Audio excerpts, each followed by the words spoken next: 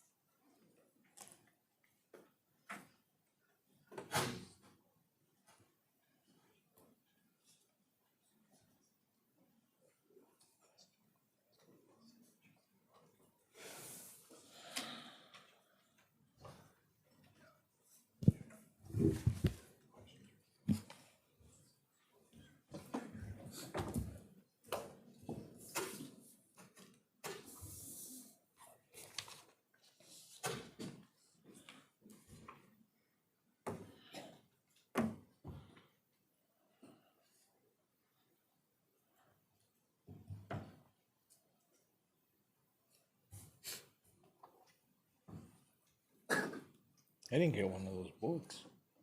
I made it myself.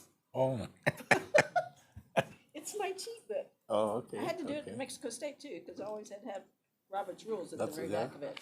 So. I saw it.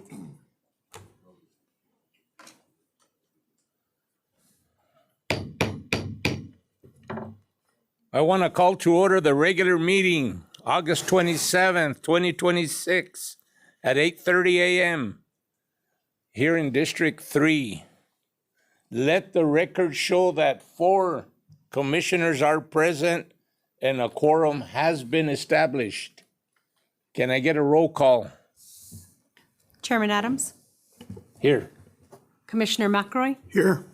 Commissioner Hicks, Here. and Commissioner Taylor.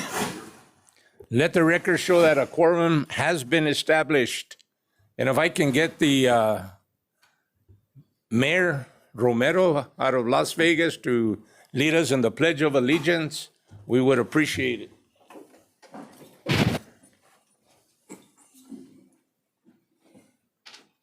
Allegiance to the flag of the United States of America and to the republic for which it stands, one nation, under God, indivisible, with liberty and justice for all. Commissioner Hicks, would you lead us in the New Mexico? Sure. I salute the flag of the state of New Mexico, the Z is symbol, perfect friendship among united cultures. Thank you. Commissioners, you had a chance to review the agenda. Is there any changes, additions, deletions, or any other action? If not, what is the pleasure of this commission? I would make a motion to accept the agenda as presented. There's been a motion by Commissioner Hicks to approve the agenda as presented. Do I have a second? Second. Second by Commissioner McElroy. All in favor? Aye. Aye. Opposed? That carries unanimous. You had a chance to review the minutes of July 16, 2026, and meeting of July 29, 2026. What is the pleasure of this commission? Move for approval of the minutes for Aye. July 16th and July 29th. I have a motion for approval of the minutes for July 16th and July 29, 2026 from Commissioner McElroy. Do I have a second? Second. Second by Commissioner Hicks. All in favor? Aye. Opposed? That carries unanimously. Now with that, good morning. Good morning. Oh, come on. You know, I'm sitting here before the meeting and everybody's like like, hey, we're all friends and family here. Good morning. Good morning. There we go. Now you guys can have cookies. So I want to welcome all of you here today, our partners from New Mexico State Police. We appreciate our partnership that we have with you. And we want to thank, I know we have families here today that are coming on behalf of these dedications, and we want to welcome them. And we want to welcome everybody. And I think we're going to have a good meeting today, and hopefully we do. We want to, Counselor Lewis, we want to acknowledge you too, and for the work you do. And so, Franklin, we're not going to acknowledge you. So I give this guy a hard time because he retired from DOT. And that's what happens when you no longer work here. And then we have Eric, who's here today. He's one of our employees too. Eric Lovato, where are you? Yeah. And so if I see any, is there any other elected officials here or anybody else? Well, thank you all for being here. Thank you all for attending. And with that, I am going to let Secretary Quintana introduce his staff. Thank you, Mr. Chair. I'll like to start with the people that help get this meeting going and out there on YouTube for us, and technical folks. So Miguel Fierro, Paul Sigurdsson, Joe Thibodeau, Carlos Ulibari, Carson O'Connell. These guys are our technical folks that keep us running.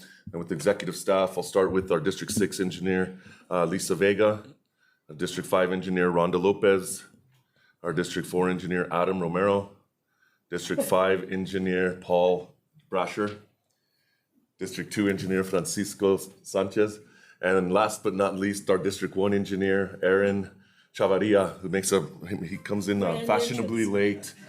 Tammy Torres is my executive assistant and also the administrator for the commission, Deputy Secretary Mo Moabed, and here for our General Counsel, John Newell, is Assistant General Counsel, Samuel Otley, excuse me. Thank you, Samuel. And then we got some staff here as well that are out in the crowd. Greg Cole, Assistant General Counsel, Virginia Stubella, she's our grants coordinator and TAMP coordinator. Who else do we got? We got a few other people. Michael Morrison, Leslie Fortier, one of our state construction engineers, works for Tisha. We got our new HR director in the back there, Max Cordova. Wanted to introduce him to you guys. He started with us at the beginning of this month. And I don't know if I'm missing Manuel Maestas, my chief engineer, is back there. We got our assistant district engineer, Isaac Chavez, in the back, and our PIO for District 3, Kimberly Gallegos. If I missed him, Sean Sandoval also in the back with our pod group. And I don't know if I'm missing anybody else. Tisha, of course, Tisha Clark, our construction engineer, is here. And I think I got everybody, Mr. Chair. We have John, if you would introduce your staff and from District 4. Good morning. So I'm John Herrera. I'm with District 4 and I have here Monica with me above. Welcome. They're from my district, okay? So I have to introduce them. Or I don't get any cookies when I go to their district. So You have to take them. I gotta take them. And I think we have some more employees here. If you would stand up and introduce, right? Yeah, just quick introduction. No, and the reason is it's not to put anybody on the spot, but as we're getting new employees, the commission would like to know who we're dealing with and who's who and who we can call when shit hits the fan, you know what I mean? Good morning, I'm Sonia Gallegos. I am part of the faculty and with me is Sharice Montoya, supervisor. Welcome. And with that, then we'll go ahead and have introduction of commissioners, because there's a lot of people here that haven't come to our meetings. And I'll start with Commissioner McElroy. I'm John McCoy, District 1 Transportation Commissioner. District 1 is the southwestern part of the state, encompasses a six county area. Got over 300 miles of interstate between I-25 and I-10. And we're also, the distinct thing about District 1, we're the only district that borders an international, has an international border with Mexico. Have three ports of entry. Santa Teresa, probably one of the busiest ports of entry right now in that area of the country. Just like to welcome everybody here. Thank you. John, you should mention also that during your career here at DOT, you spent a lot of time in District 4, and you are from Las Vegas. Yes. Yes, I'm from Las Vegas, and I was a member of this department for 28 years. Worked 17 years in District 4 in the northeastern part of the state. Of course, as Walter mentioned, I'm a native of Las Vegas, New Mexico. My wife is the native of Raton, New Mexico. And then I spent probably the last 10 years in District 5, the last 7 being the District 5 engineer out of Santa Fe. And then after that, working in the private sector for about 12 years. Don't mention the part where you used to be my boss, okay? So with that, I'm going to move on to Commissioner Hicks. I was your boss a couple times, and it tells you a lot of stories here, let me tell you that.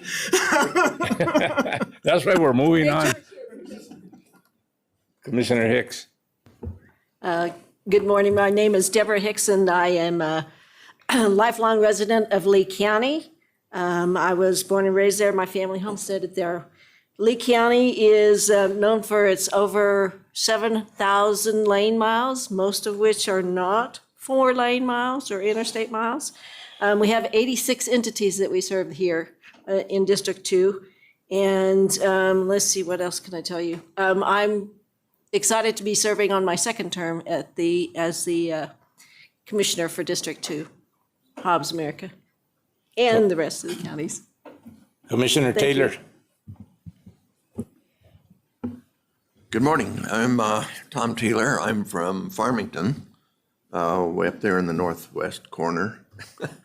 I tell people I'm from the state of Azu-Nimco, as Farmington is kind of the headquarters for the business of 4 or 3 other states.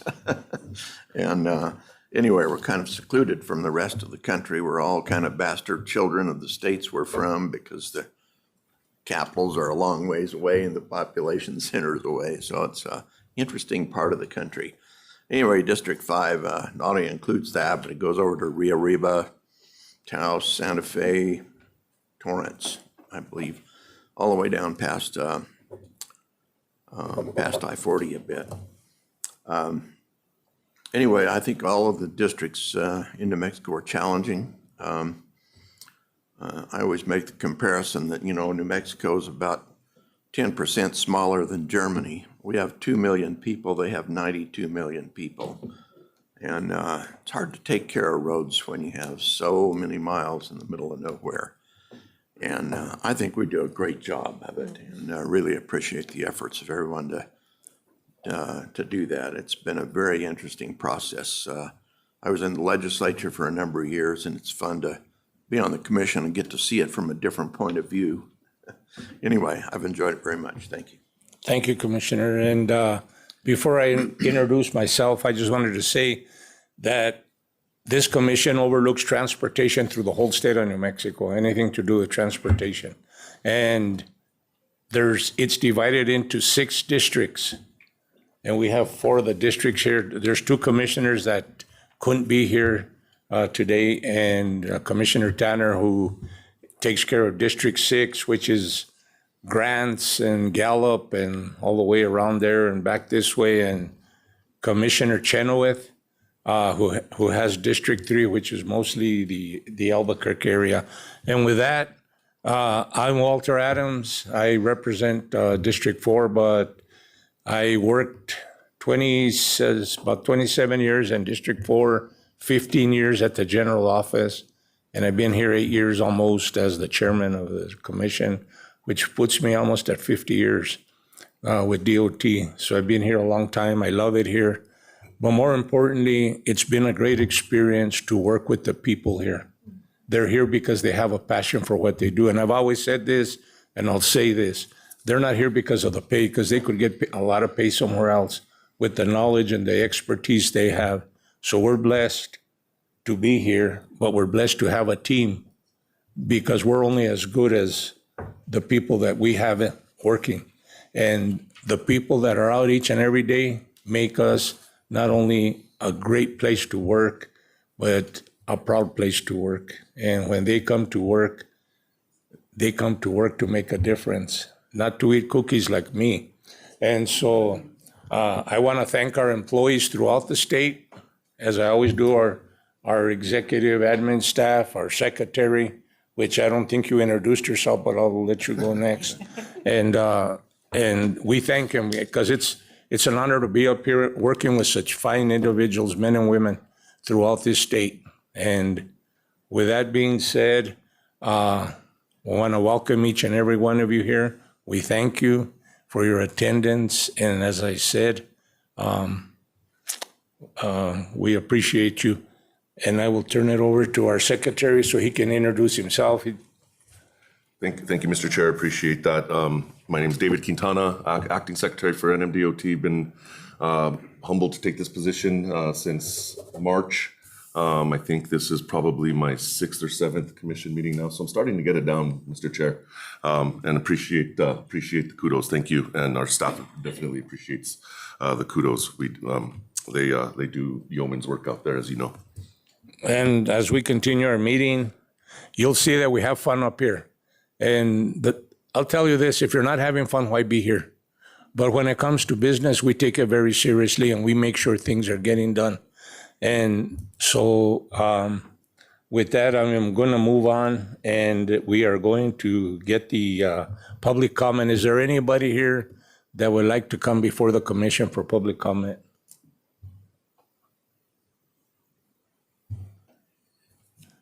Mayor, you can come on up. Thank you. Welcome. Thank you, Chairman. Thank you, Chairman, members of the Commission, Mr. Secretary. I come here before you today, number one, to support the Lovato family. Mr. Frank Lovato was a family of the community, firefighter, retired. But even despite that, after his time that he spent serving the community, he always made sure to make time for his firefighters, would take them coffee.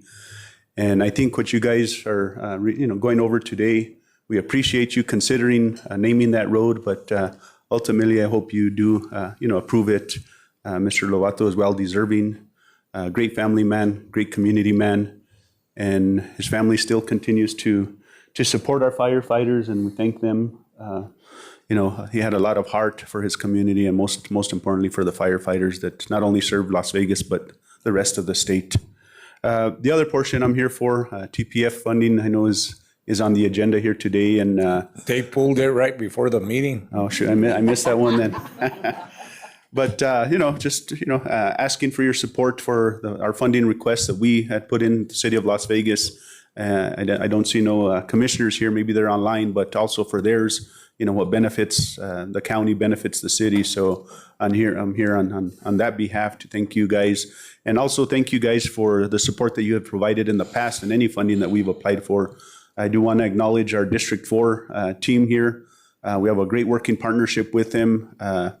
And we encourage every community that, in every district to work with their district engineers and their district staff, because if you have a good partnership, you have a good working relationship, things get done. And as you've seen in Las Vegas and in the San Miguel County and Olive District, for a lot of work is getting done. So thank you guys for your hard work. We know that you have a lot of on the agenda here today, but thank you guys, and we'll see you guys later. Thank you. Thank you, and thank you for your kind comments. And the one thing I want to tell you is that this commission considers this state a partner. And that means city, county, any villages, whatever.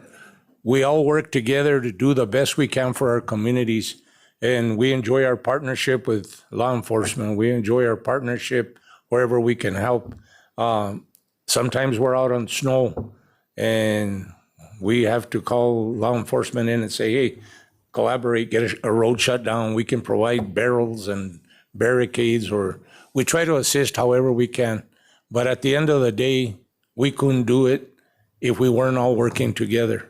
It's like a puzzle. And when you look at the puzzle and a piece is missing, it's not complete. But with all of us working together, we can say that, hey, we're complete and we're getting things done. So thank you for your words. And as we get to these approvals for roads, I know there's dedication of roads today. What I want to do as we go through each one, the commission will allow anyone that wants to come up and speak on that particular one, will allow you to come up and say some words. So with that, I am going to, is there any other public comment? Councilor Lewis, anything? Okay, so we're gonna move on. And secretary report. All right, thank you, Mr. Chair. Just a few things for this month to report to commission. Just keeping up with my vacancy and HR updates. Since March, we have been fluctuating with our vacancy rate between about 18.17% and 18.98%. It currently stands at 18.87%. We have been making progress with getting jobs advertised and offers out the door. We've reduced our time for offers from 146 days at the beginning of state fiscal year of the last state fiscal year back in July of 2025. We're at 146 days average to get positions filled. We've come to reduce that now to 38 days this past July. I also have introduced our new HR director, Max Cordova. Him and his staff are helping me implement what you all know as our equal pay for equal work program. So a little bit of update on that. We're beginning our first phase of this program, sending the first batch of pay bands to SPO for approval this week. Attached with this report, Chairman and Commissioner's memo that was sent to staff last week, as well as a list of the first group of classified positions that'll be getting the pay bands. So we anticipate that this will be done over about 2 to 3 phases before the end of the calendar year. My goal is to get this done by December, Mr. Chair. Let me ask you a quick question. Yes, sir. And I want to applaud you and your staff because we've been moving quick and we're filling vacancies. My thing is, I don't know if there's a solution, but I'd like to try to solve it, is that as we're filling vacancies and we're bringing everybody up, because there was a time that I was involved when we brought everybody up to midpoint, okay? And that was good because that made us more competitive as an agency to go out and recruit people, recruitment and retention, okay? My thing is that in between, we sort of lose the ones that have been here for a while. And so what these guys say is, hey, I don't mind that they're coming in at that point, but what can we do for me? Because now they're making as much as me, and I know we got to bite the bullet somewhere. Mm-hmm. So I guess what I'm asking, and now that we have our HR director here, if we have people that have been here a while and they're deserving, is there going to be room for as we've done before, is maybe to put in for pay band? We have an employee that's been here 19 years and he's doing an outstanding job. His evaluation reflects it and everything. Is there a way to say, hey, we can give them an in-pay ban based on this or that? I don't, we're just recovering from the budget and we're doing good, so I don't know if that's. Yeah, so Mr. Chair, I mean, and I think there's always going to be room for that as we move into the coming years. What this effort is going to do, right, initially, 75% of our employees are going to get a raise. And that's within the budget framework that we have, that we have to play with this coming year, and it's going to be recurring expenses into the future fiscal years. This effort's going to run about $10 million. We are going to do our best to bring, like I said, 75% of people will get a raise. As part of this effort, Mr. Chair, we are incentivizing people to, because a lot of times people might get comfortable in the position. They like the position they're in, they'll stay there for a while. Well, we're incentivizing people to want to get themselves up the career ladder, especially when we get that ceiling of, do I want to be a supervisor or not? A lot of times that's an artificial ceiling that people don't want to break because managing people is difficult, supervising people is difficult, and we want to incentivize that. We want to incentivize them to go ahead and take that step and pay them more for that. So you'll see, Mr. Chair, that these, for instance, the maintenance workers, each level they go up, there's a significant increase for them, and that increase gets better as they go up because we really do want to incentivize people to matriculate up the career ladder. So On what you're saying. At one point, I was working on this thing that never got implemented.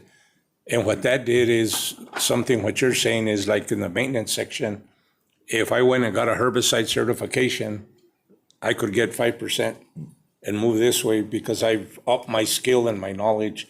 Then if I go get another, something certification, I could move maybe once or twice this way without going up.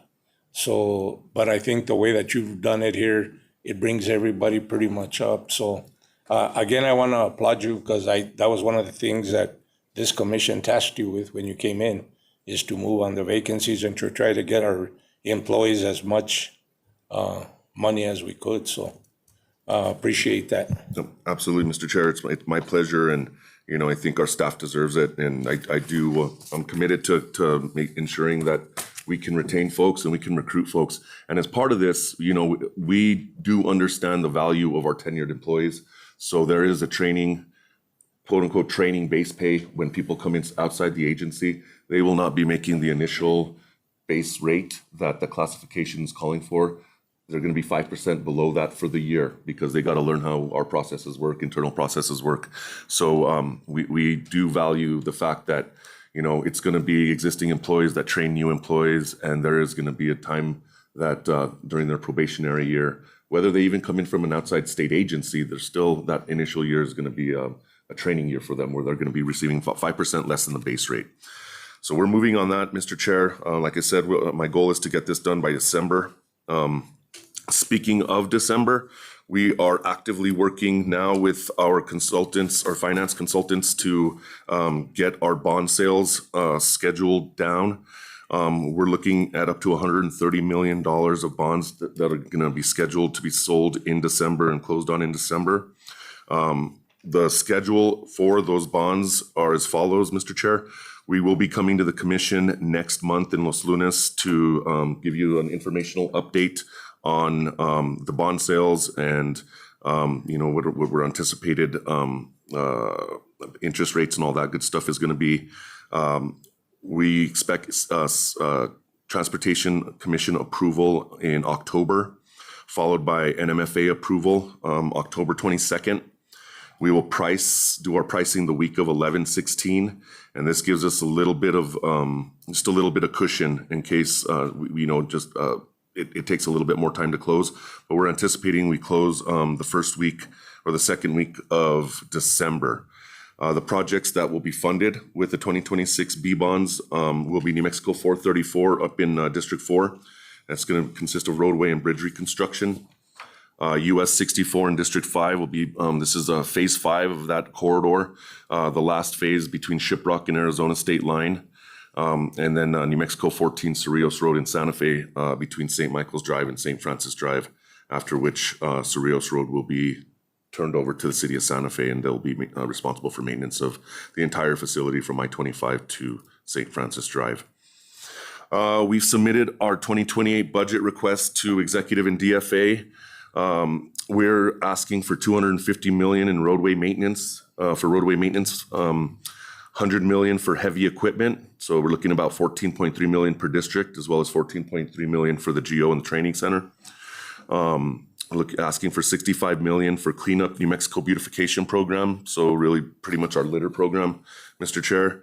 We're asking for an additional 50 million infusion into the TPF program next year. So Mr. Mayor, and the other locals, we'll be asking you guys to lobby your representatives and senators for that infusion. As you well know, that TPF program, it does great work for our locals, and I think we've given about 350 million since the inception of that program in 2019. So it's done good work for us. We're asking for 25 million for rural air service, and then lastly 600,000 for fleet upgrades. So, Secretary, on that, Yes, sir. On that 50 million that you're asking for, we already had set up. That's one of the things we worked on when we got in. And we have a permanent fund now, and I think that fund is at 55 million. So whether there's budget or not budget, those 55 million stay there, guaranteed. Yep. So this would be another 50 added onto that. Mr. Chair, that is correct. Okay. Yes, that 55 million is recurring revenue that always goes into that program. I think it's just been like 1 year where the legislature hasn't given us additional funding on top of that. This year they gave us 45 million, I believe. So like I say, it's been a great program for our locals. A little bit of an update. I don't know if this might come up to you all, Commissioner, Chair and Commissioners, is our NMDOT cameras that support our NM roads. They are getting mistaken for flock cameras. I'm sure y'all have been hearing a lot in the news lately about flock cameras, the concerns with privacy that citizens have. Well, they're mistaking them for those, and those are really for license plate readers. So a lot of our NM roads cameras, our ITS, are getting shot. So we're working to identify some other solutions to hide them in plain sight, so to speak, so that they can't get mistaken for these flock cameras. But I'll have more on that as in the coming STC meetings as we identify a solution.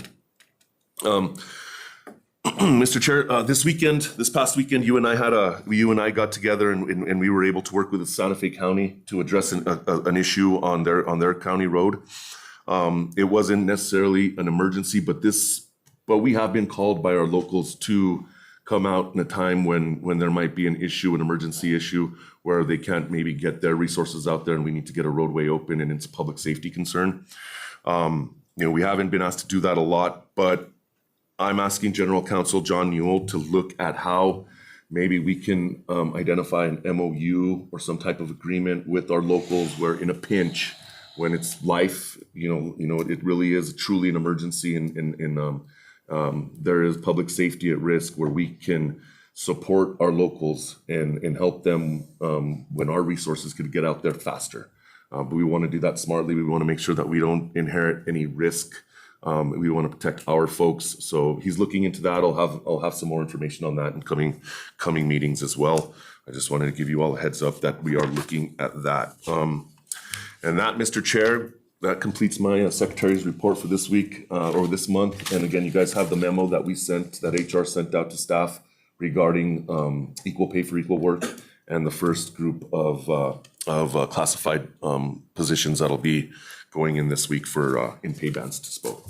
So with that, Mr. Chair, I will stand for any questions. Fellow commissioners, is there any questions? Mr. Commissioner Chair Hicks. and Secretary, I have a couple of things that I'd like to query about with regard to some contacts from my citizens in the area, or in fact in other areas. As I understand, several years back, Senator Papin had an incident at the tunnel there going up the mountain from Alamogordo. And there was some efforts, as far as I know, to move forward with having some lighting in the tunnel. And I didn't know if that's something that you have any information on, or if you could follow up for me. Mr. Chair, Commissioner, yeah, we can follow up, and I'm sure Francisco can provide an update on that rather quickly, whether it's right after the meeting, if you'd like. I know there was some concerns about getting power to the tunnel with regard to lighting, so we've done some other enhancements that helped increase the visibility through there, but I'll let Francisco speak to that with you. Okay, that sounds good. And it was actually Ron Griggs that's reached out to me with regard to this, and I actually empathize because oftentimes I'm driving our motorhome through there, and it's very dark for the first, 4 or 5 seconds until you reach some light. So that's the first thing. The second thing is with regard to, and I know that this has made some progress, with regard to the access permit, they're in near Carlsbad on the George Shute bypass. I saw, I believe, notification that the actual permit has been submitted. Is that correct? Not that I'm aware of. Okay. Then at some point in time, if you would let me know what the status is with regard to that. We actually have 3 different groups: the City of Carlsbad, the Illinois property owners, as well as the DOE, correct? Okay, all right, thank you. That concludes my questions and queries for you. Any other questions from fellow commissioners? Mr. Chair? Yes, Commissioner Taylor. Yeah, I just want to commend the department on the road improvements that have been going on in my district. They're doing an awesome job on these roads today. I mean, they're so smooth, you're not sure you're moving. Anyway, it's just been pretty impressive, the work that's been done on the roads up in the area. So we appreciate that very much. Mr. Chair, Commissioner Taylor, appreciate that. Thank you. Thank you, Commissioner. Any other questions, comments? If not, we're gonna go ahead and move on to Mo, Deputy Secretary.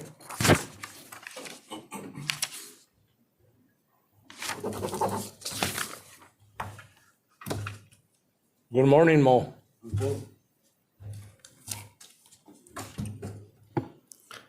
Good morning, Mr. Chairman, Commissioners.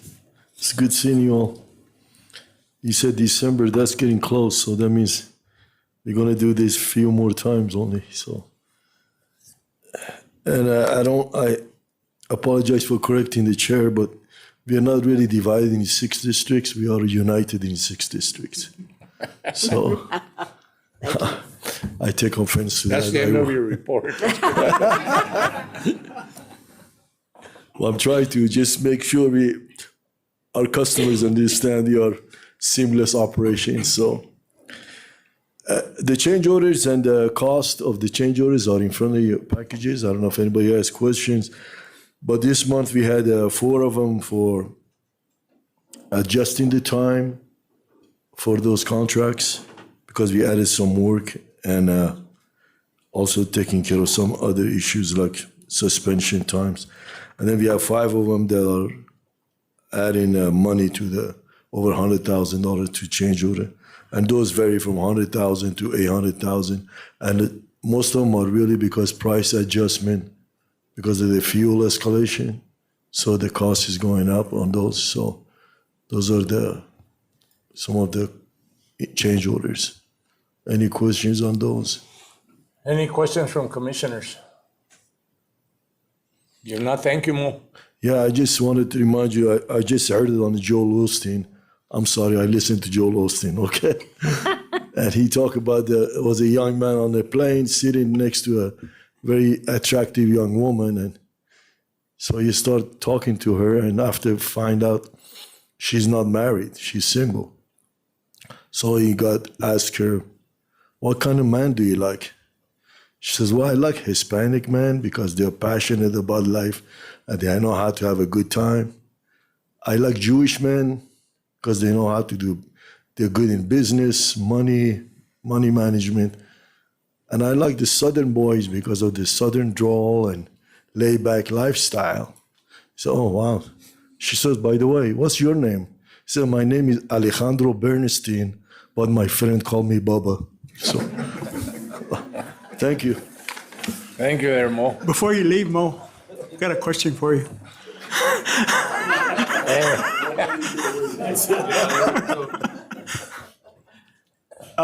Last month's meeting, I'd asked for some information or maybe a report on utilizing the contractors and the development of projects that we've started to do. And I don't know where you're at with that or if you Yeah, I have- think Manbolito might have the numbers on that one. Yeah, I asked him to bring. Mr. Chair, Commissioners, so we've had for the construction milestone meetings, we've had one meeting in districts 1 through 5. We have one that's being scheduled now for District 6. All of those projects that have been done through the districts, the 2 up north have been very, very successful. They've come in. Most of the issues that were brought up on those ones were mostly traffic control. There were some about shoring, things like that, just things that are a little bit more intimate to the contractor that our design teams were just trying to get a hold of, a handle on so that we can kind of figure out more of the timing of the construction. The ones down south, the 2 down south that were scheduled down south, they didn't get any responses.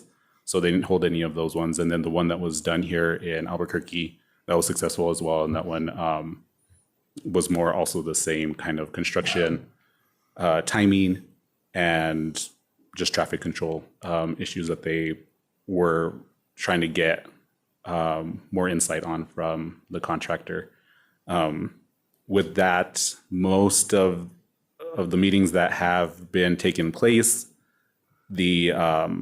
there's been probably about 1 or 2 of their comments that have been incorporated, and they're still kind of going through the process of looking at the other comments and incorporating those ones, depending on how the comments, I guess, the progress of the design.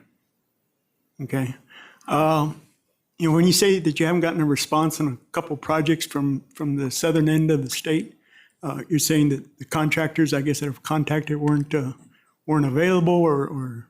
I guess for that process, or for the process, we put out a posting on ACNM and APANM, and from my understanding, we just didn't get anybody that was interested in meeting. Okay. I don't know if Jim, if you can help us with that, maybe with some of the local contractors, especially in those areas. I know we have constructors in one area. We've got some bridge contractors down in the Cruces area. Yes, sir. We could kind of promote that a little bit. Yep, Chairman, Commissioner, yes, it's kind of a new process for everybody. Right. We are sending out the inquiries as they come out. A lot of the inquiries are coming to me with the questions, so I have to refer them back to the DOT to sign up for the event. We are encouraging them every time to go back. From the first time until as recently as the last one, like 3 weeks ago, we're getting a lot more inquiries. So we're just pursuing it and trying to encourage them to get involved with it more. But we are getting it out. Okay. And I believe APAN is also helping get that word out as well. So thanks, Dan. Okay. Well, appreciate you guys staying after it and seeing if we can Yep. get their involvement, because I think it's really going to help us. We realize that it's a real good tool for everybody to get involved, and they can get in and out anytime they want. So it's a great tool. So thank you, Commissioner. All right. Thank you, Jim.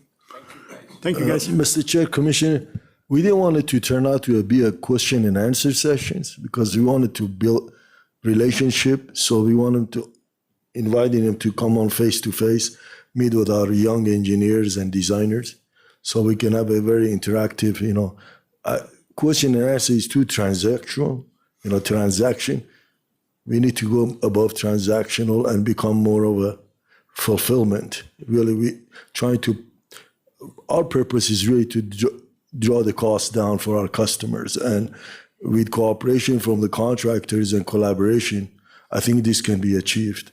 I think that's the key word, collaboration. I think the more we can promote that during the design phase and development of these projects with the contractors, I think it's going to help them. It's going to help us with change orders, help us with time on projects. I mean, when we get in there in those urban areas, you want to get in and out as soon as possible, because you're affecting everybody in those areas, not just the traffic that's on the roadway, but businesses. I mean, a lot of these small businesses and things like that, they need us in and out of there. And if we can figure out ways to do that more efficiently and more effectively on these complex projects, I think it's better for them. It's better for us. It's better for the people that build it, the department and the contractors. Appreciate it. Thank you.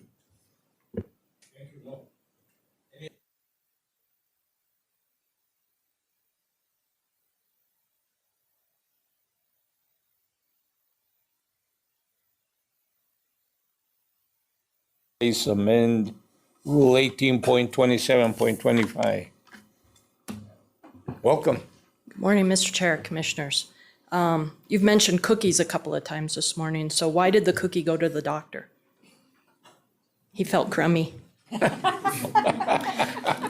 With that, we would like to request approval to open a rulemaking action to repeal and replace or amend Rule 18.27.5 NMAC, the New Mexico Administrative Code Contractor Pre-Qualification Rule.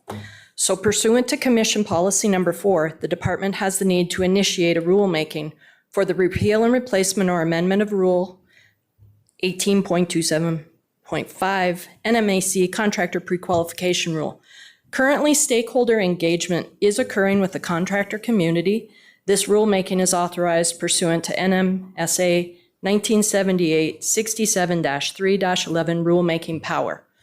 We actually had an informal meeting with the contracting community yesterday. So we request approval to open rulemaking. I had a little conversation with you earlier, and I know that part of it is, so let's say an out-of-state company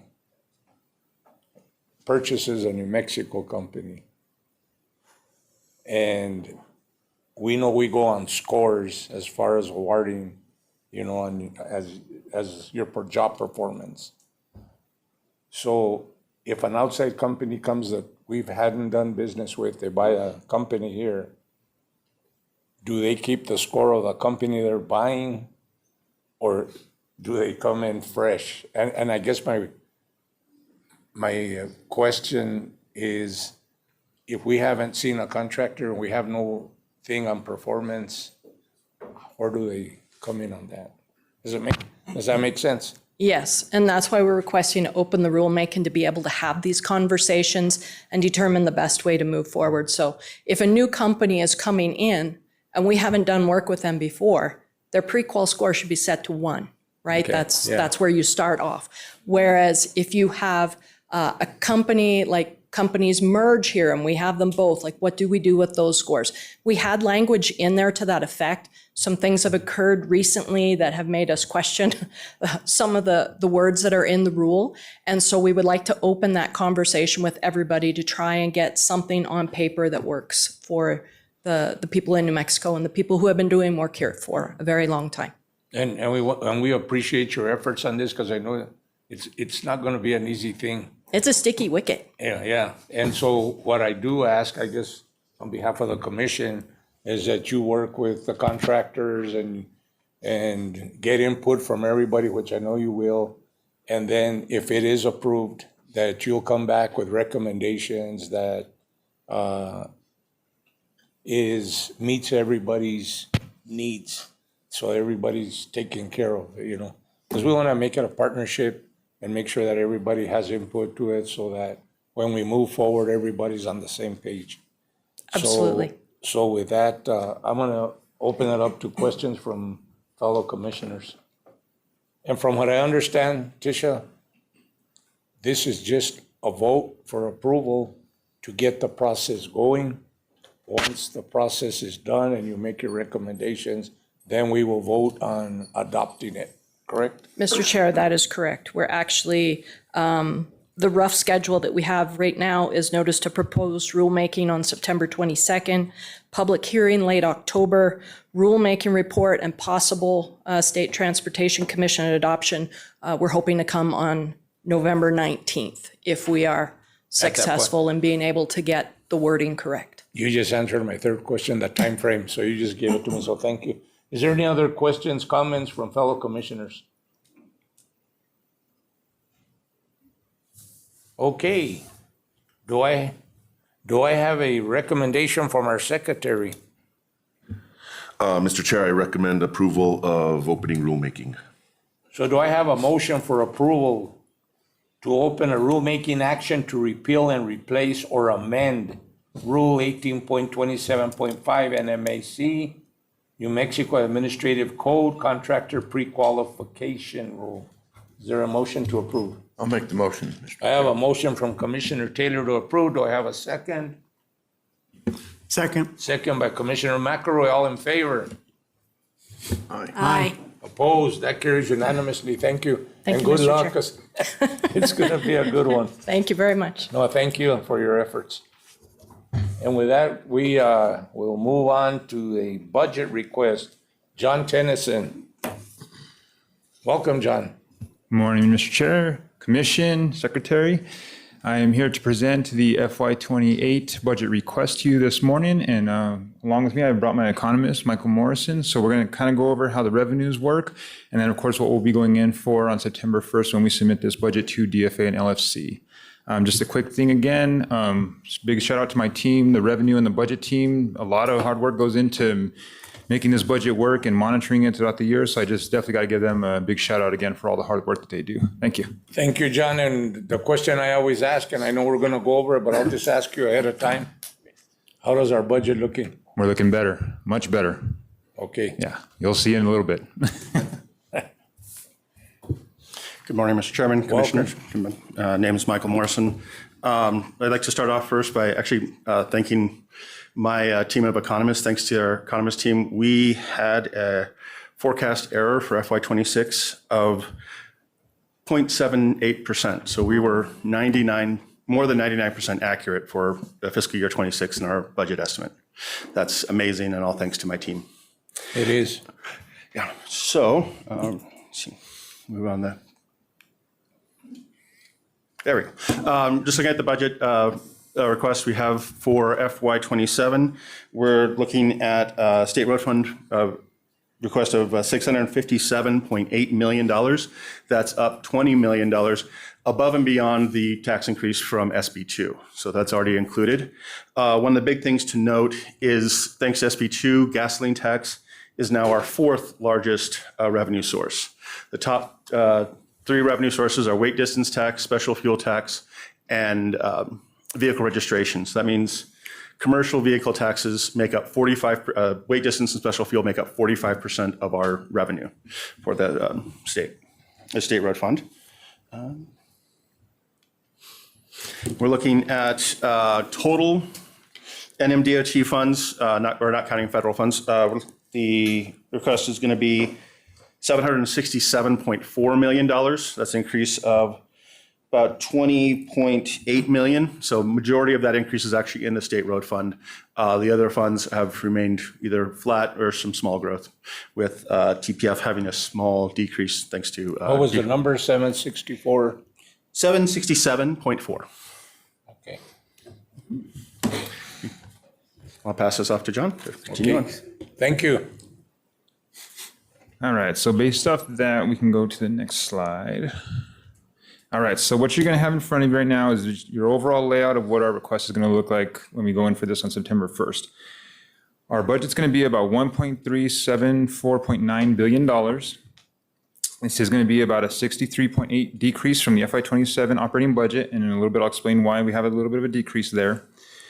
This appropriation is supported by $657.7 million of state road fund, $107.3 million of restricted funds, an $8.9 million transfer in, and a $600.9 million federal funding. Each program is supported by the following. $818.9 million will go into our P562 project design and construction. $386 million will go into our highway operations, P563. $67 million will be going into our business support, and $103.1 million will be going into our modal programs. So when you look at the verses of the request against the operating, you'll see that our state revenue had increased by $20.6 million, thanks to the additional taxes that we got from pushed through House Senate Bill 2 last legislation. Restricted revenue is decreased by $1.7 million. The transfers have decreased by $3.2 million, and the elimination of a $90.3 million state road fund and restricted fund balance, And then the federal revenue increased by 10.7 million. Moving over to the right, if you look at the table chart there, you'll see on column A, this is what we went in for on July 1st when I presented this to you last May. We went in with an operating budget of $1.4 billion.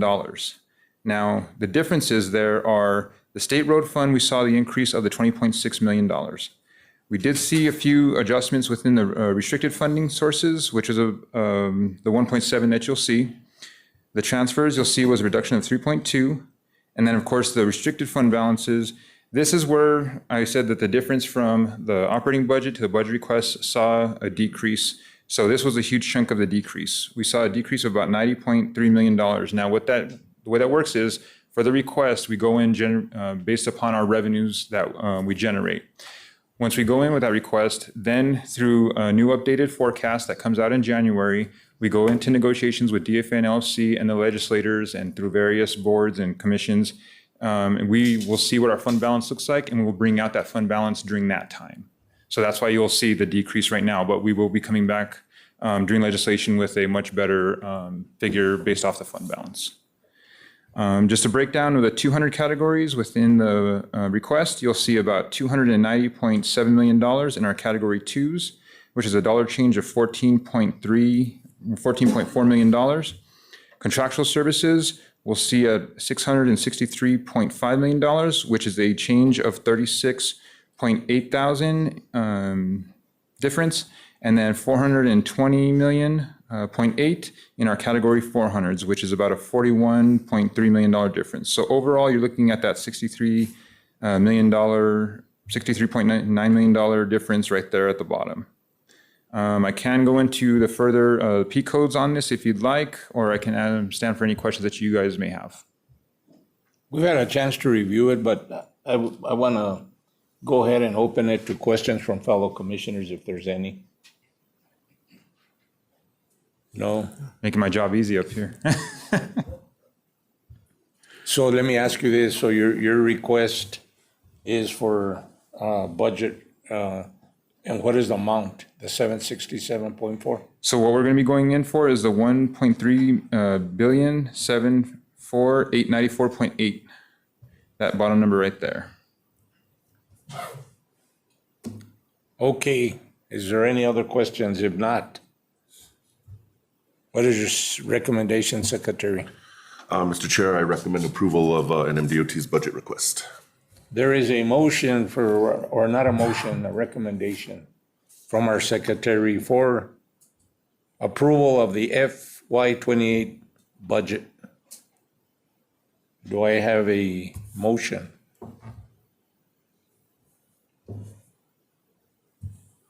I'll make that motion. I have a motion from Commissioner Taylor to approve. Do I have a second? Second. Second by Commissioner McElroy. All in favor? Aye. Aye. Opposed? Carries unanimously.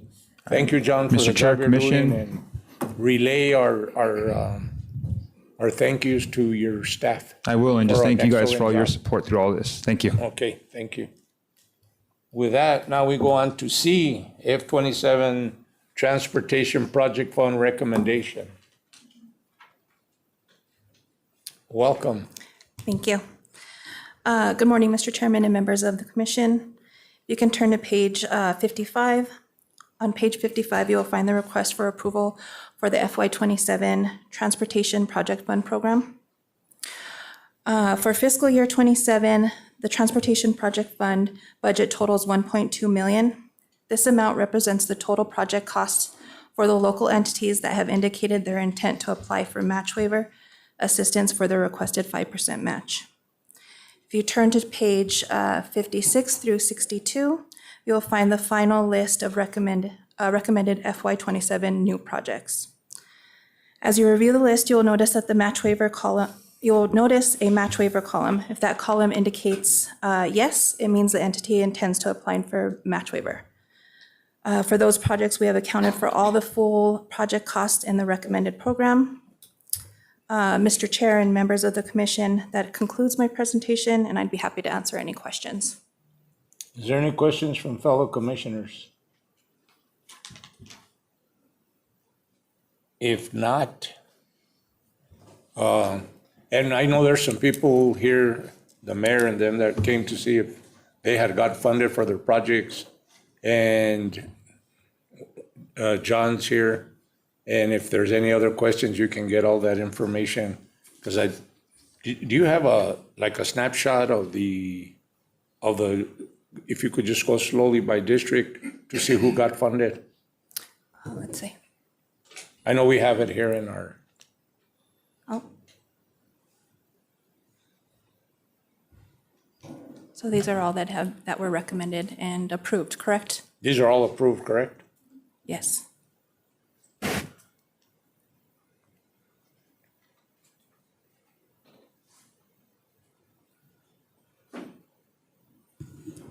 So with that, what is your recommendation, Mr. Secretary? Mr. Chair, I recommend that fiscal year 27 Transportation Project Fund recommendations be approved by commission. I so move. So move my Commissioner Taylor to approve the FY 20 Transportation Fund. Do I have a second? Second. Second by Commissioner McElroy. All in favor? Let the record show that I abstain. We have Commissioner Hicks abstaining. So let me do a roll call vote. Chairman Adams, Yes. Commissioner McElroy, Yes. Commissioner Hicks, Abstain. and Commissioner Taylor. Yes. That carries 3-1, three in favor, one abstaining. So we're good to go on that. Thank you. Thank you very much. Okay. With that, we will move on to FY 27 Virginia on the grant bond project. Chair, members of the group. Welcome. Am I on? There we go. Chair, member of the commissions, thank you for having me today. I'm Virginia Stubella, Asset Management Bureau Chief for the New Mexico Department of Transportation. And I'm here to request an FY 27 bar for P562 PDC. An FY 26-7 bar is required to increase the budget authority and contractual services, category 300, by $146,687,377. $30,437,377 is from the federal 2026 infra grant by US DOT. These funds will be used for the Interstate 40 Rio Porco Bridge project to replace paired bridges that carry Interstate 40 over the Rio Porco, including partial reconstruction of the approaches to the bridges to address existing horizontal geometric deficiencies. $71,250,000 from the federal 2024 Bridge Improvement Program, grant given by the US DOT. These funds will be used for the Interstate 25 Nogales Canyon Bridge project to replace 2 existing bridges in Socorro County. And $45 million from the federal 2022 infra grant provided by US DOT. These funds will be used to build a new roadway corridor, providing a relief route for NM 136 by connecting the Santa Teresa Land Port of Entry, LPOE, to the east with New Mexico 273 in the city of Sunland Park, New Mexico. The match for these three projects is provided by the 2026A bond proceeds. And therefore, we are respectfully requesting bar approval. Is there any questions from fellow commissioners? What is your recommendation? Mr. Chair, I recommend approval of FY 27 bar number 1, grant bond projects. You've heard the recommendation. What is the pleasure of this commission? Is there a motion to approve? We have a motion to approve by Commissioner Taylor. Do I have a second? Second. Second by Commissioner McElroy. All in favor? Aye. Aye. Opposed? That carries unanimously. Thank you. Thank you, Chair. Thank you, Commissioners. Thank you. Now we will go on to requesting commission approval of the automated speed enforcement. Brad.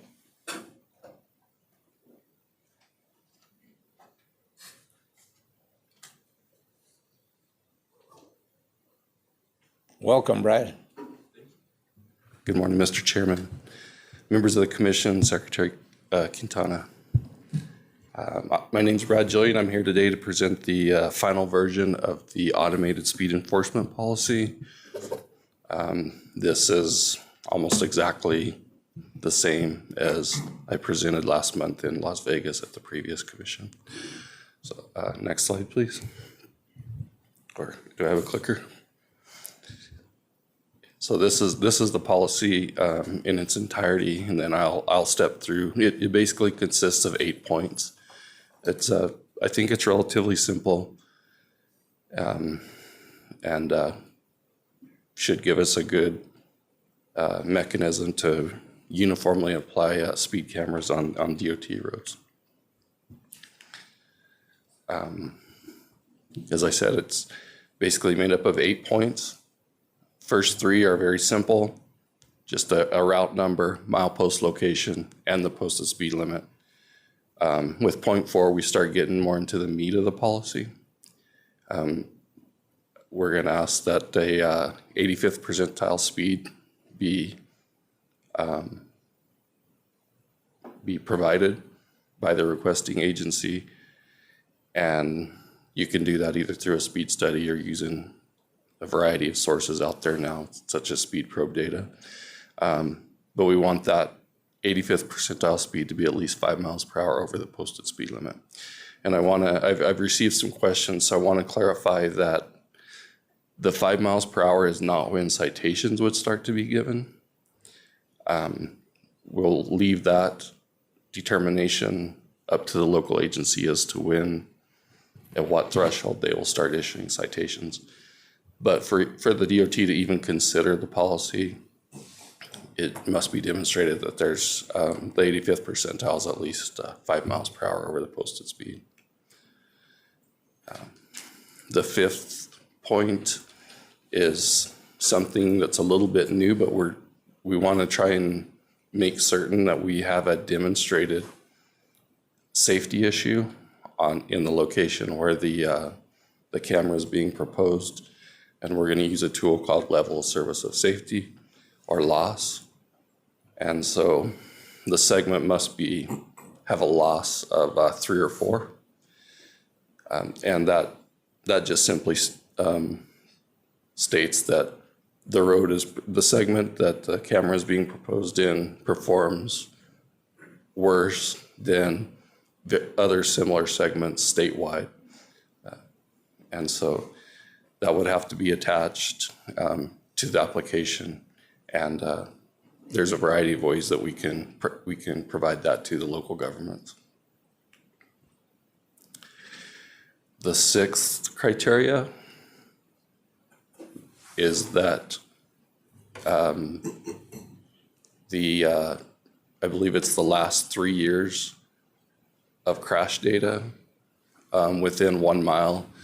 Half a mile on each side of the location of the proposed speed camera would demonstrate that there's at least 25% of the crashes listed as excessive speed or speed too fast for conditions underneath the contributing factor report, or the contributing factor column of the uniform crash report. The 7th point would be that we would ask for a before and after study, and this study would be presented to the commission 1 year, the first commission meeting after the camera was turned on, basically. And we would like there to be it demonstrated that there will be a reduction in the 85th percentile speed and also a reduction in crashes. Also, And then the last part of that is we strongly encourage that all the local governments allow a community service option in place of cash payment for the for any fees that are given to a driver. And that's it. With that, I can stand for questions. So if an entity is requesting a speed camera Yes, and it still has to come before the commission it would have to meet this criteria, but it still have to come before the commission for approval, correct? Chairman, commission members, yes. Okay. It would come before. But this is just the criteria that they would have to meet in order to even begin to request a camera. Absolutely. Okay. Is there any other questions from fellow commissioners? Thank you, Secretary, because you're the one that I tasked you with this even before you were Secretary, and you moved on it pretty quick, and thank you and your staff. So if there's no other comments, what is your recommendation? Mr. Chair, my recommendation is to approve automated speed enforcement policy. And I do want to thank Brad for putting this together. He did the heavy lifting on this. So thank you, Brad. We appreciate you turning this around in such short order. Do I have a motion to approve requesting commission approval for automated speed enforcement policy? So moved. So moved by Commissioner Hicks. Do I have a second? Second. Second by Commissioner McElroy. All in favor? Aye. Opposed? Thank you. We approve. It carries unanimously. Thank you. And with that, I guess we're at the end of our meeting. Oh, just kidding. We're gonna take a 2-minute break so I can run over there and run back because I've been drinking a lot of water. Stay in your seats. This will take a second because I wanna make sure that we give the next all the time that they need to on their presentations. Get some cookies, some coffee.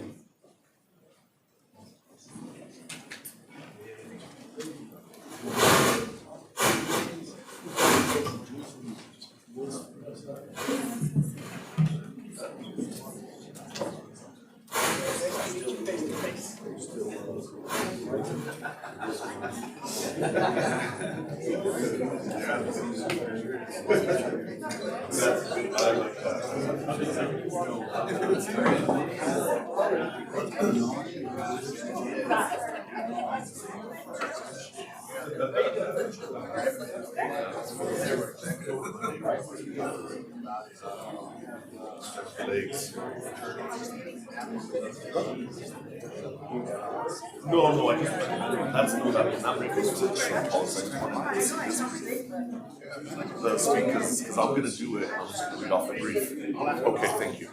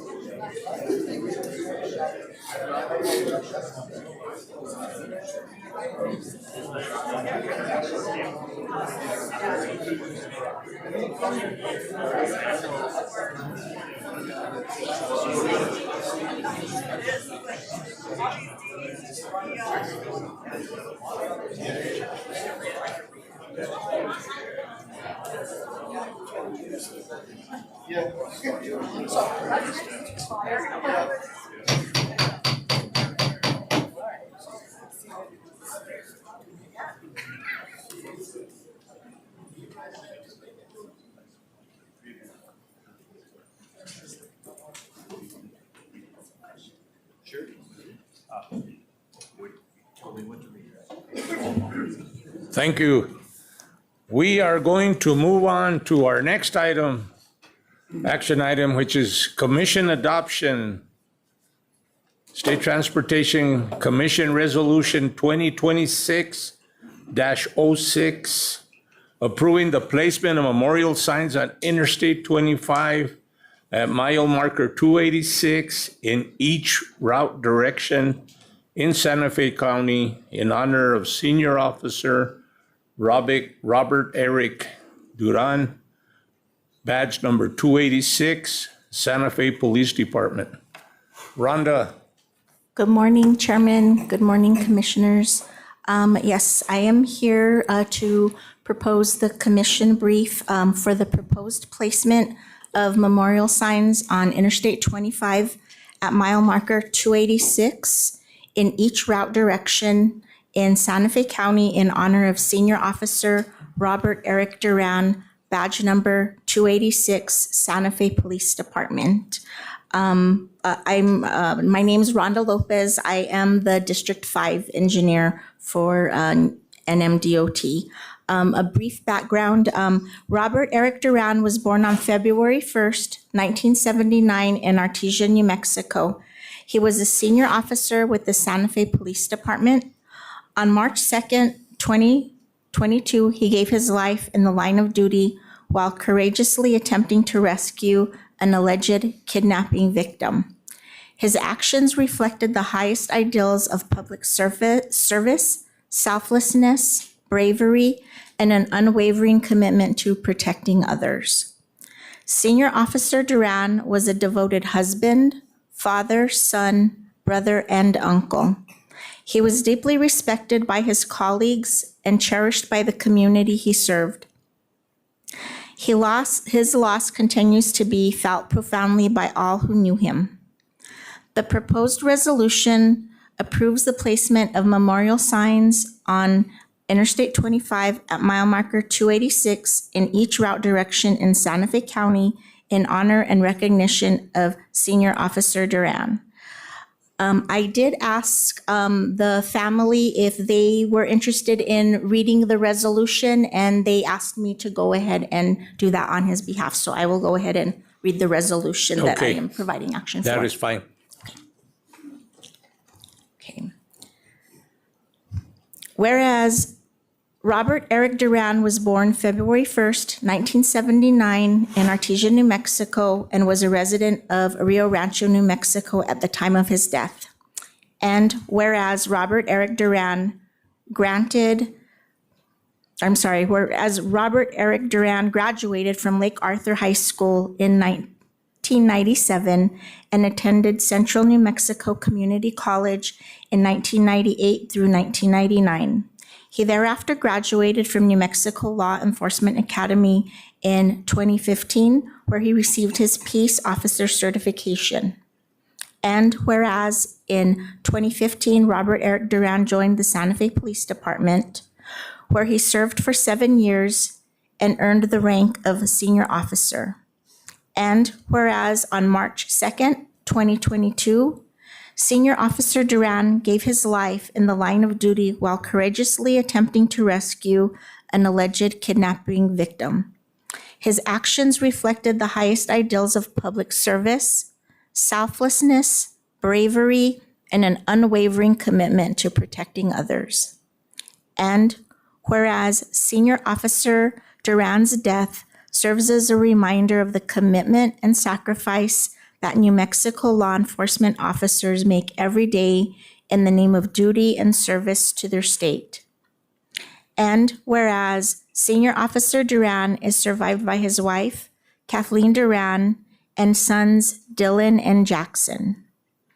And whereas Senior Officer Duran served his community in an exceptional manner and will always be remembered for his bravery, dedication, and distinguished service, it is therefore fitting that there be a permanent reminder of his contributions to the city of Santa Fe and the state of New Mexico. And whereas the New Mexico State Transportation Commission wishes to create a permanent reminder to honor and recognize Senior Officer Duran and to memorialize the sacrifice he made while serving and protecting the residents of the city of Santa Fe and the people of the state of New Mexico. And now, therefore, it is resolved that the New Mexico State Transportation Commission approves the placement of memorial signs on Interstate 25 at mile marker 286 in each route direction in Santa Fe County in honor of Senior Officer Robert Eric Duran, Santa Fe Police Department, badge number 286.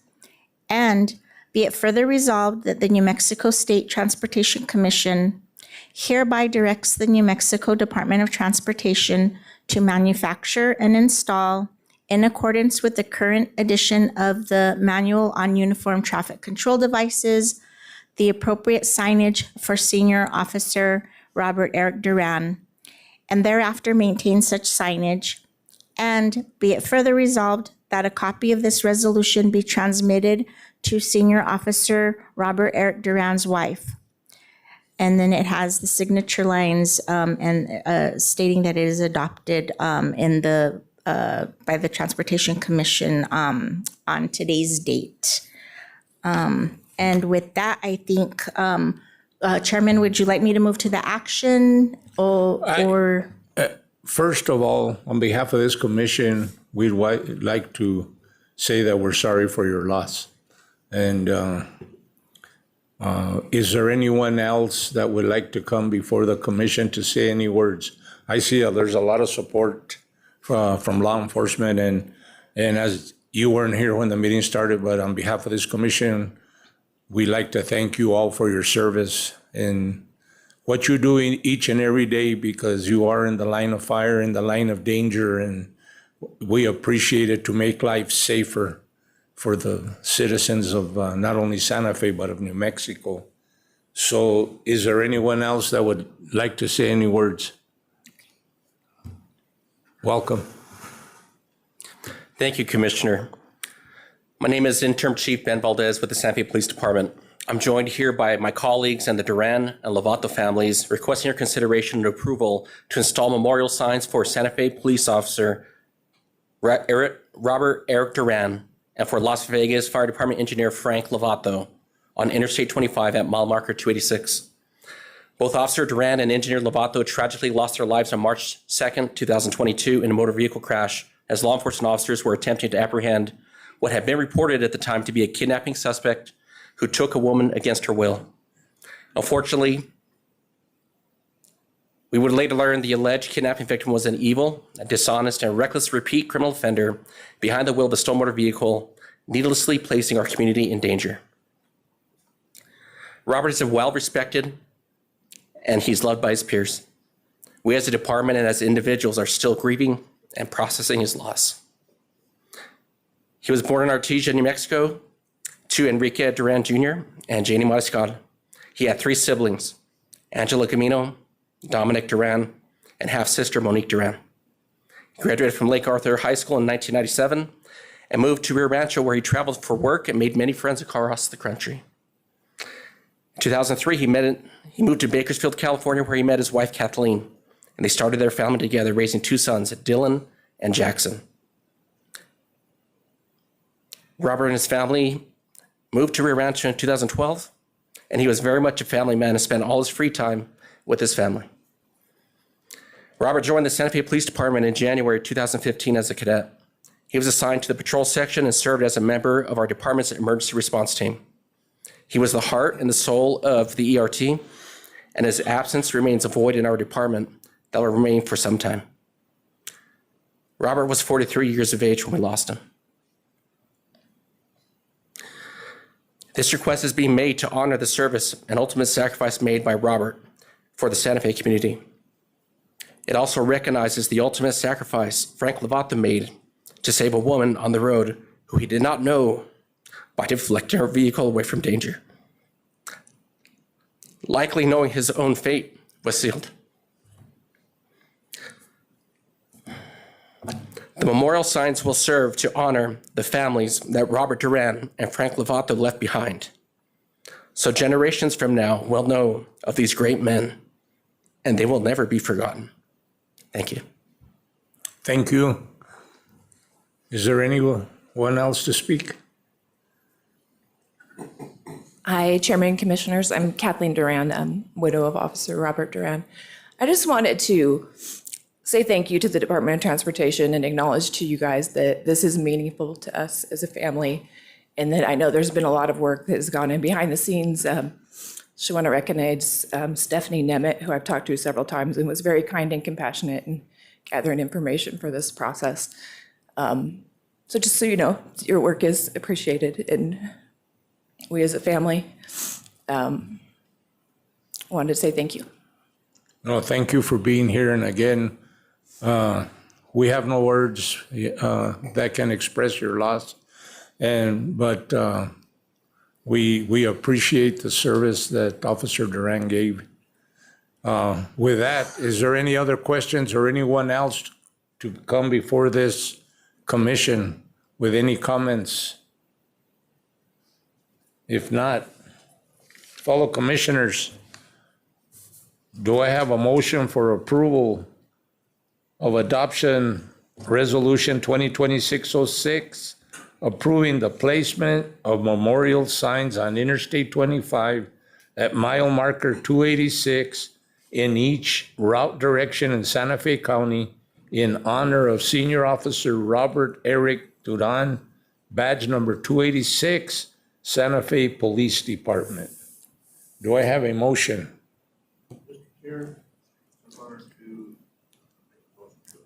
I have a motion from Commissioner Taylor. Do I have a second? Second. Second from Commissioner McElroy. Let me get a roll call vote on this. Chairman Adams? Yes. Commissioner McElroy? Yes. Commissioner Hicks? Yes. Commissioner Taylor? Let the record show that it carries unanimously. And we would like to thank Officer Duran and the officers that are here today for their service and dedication. And that it is very much appreciated, and may this sign be a reminder to all of the sacrifices made by our law enforcement brothers and sisters out there. So with that, it carries unanimously. That sign will go up. I would leave it up to you, Rhonda, for you to plan the dedication. Yes. And let the families know, whoever wants to be there, and with the secretary and any commissioner that is able to attend. Okay. So that'll be up to you to do the planning on that. And you can get together with a family and make sure that, So with that, thank you. Okay, thank you. Now we're going to go on to number G, Commission Adoption of Resolution 2026. Aren't there two individuals? There's two individuals. Yeah, there's three of them. Yeah.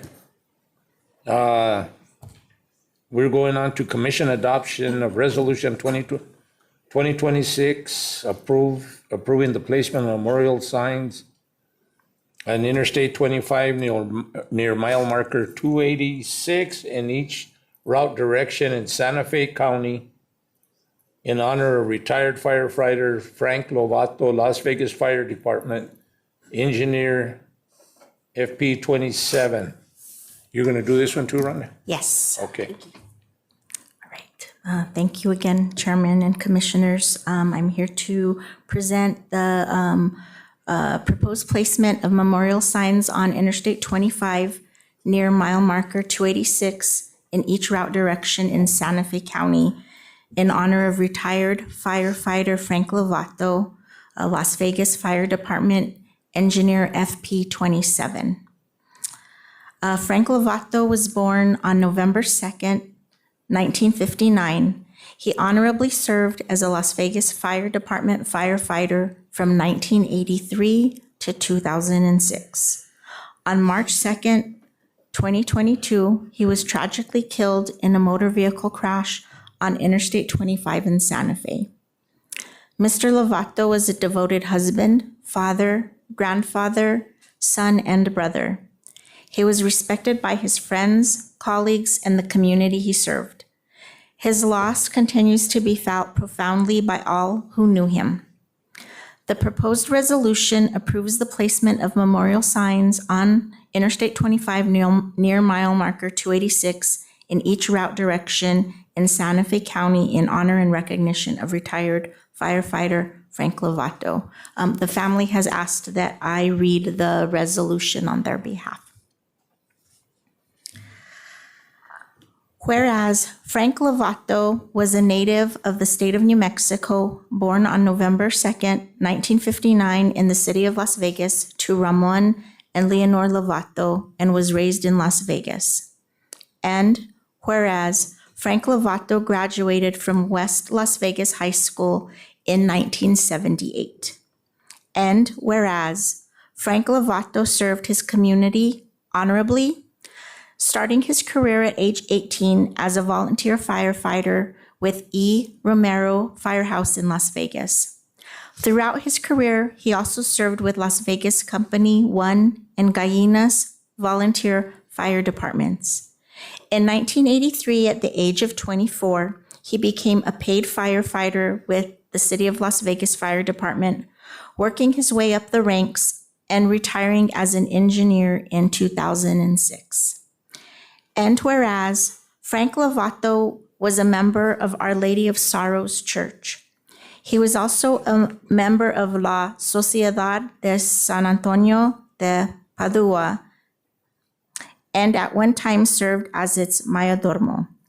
He was a dedicated family man with a drive to bring happiness to those around him and touched many people's lives throughout the community. And whereas Frank Lovato loved his family, community, church, helping others, and especially loved spending time at the Lovato family ranch in El Pinabetoso? Okay. And whereas on March 2nd, 2022, while traveling on Interstate 25, Frank Lovato was tragically killed in a motor vehicle crash near mile marker 286 in Santa Fe County. And whereas Frank Lovato is survived by his wife, Ruby Lovato, children, Charlene Lopez, husband or partner Carlos, Eric Lee, Frank Lovato, Victoria, Roberta Lynn Lovato, 6 grandchildren, and 8 brothers and sisters, and numerous other family members. And whereas Frank Lovato served his community in an exceptional manner and will always be remembered for his dedication and distinguished service.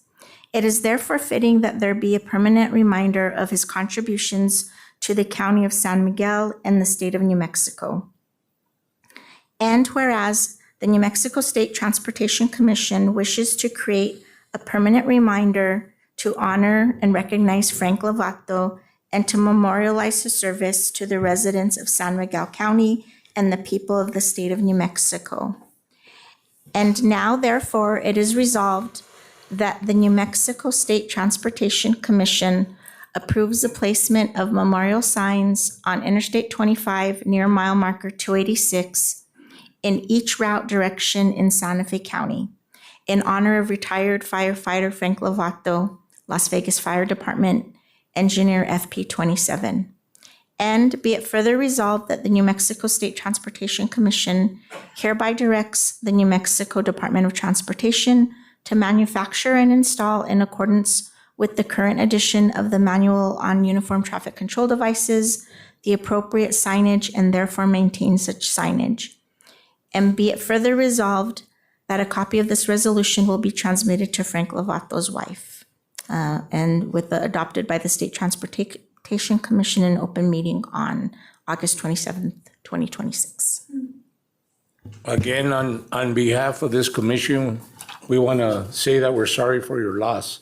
And no words that we have here today can even describe what you have gone through, and we're sorry for that.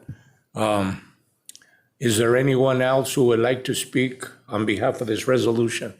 Yes. Eric, welcome. Good morning.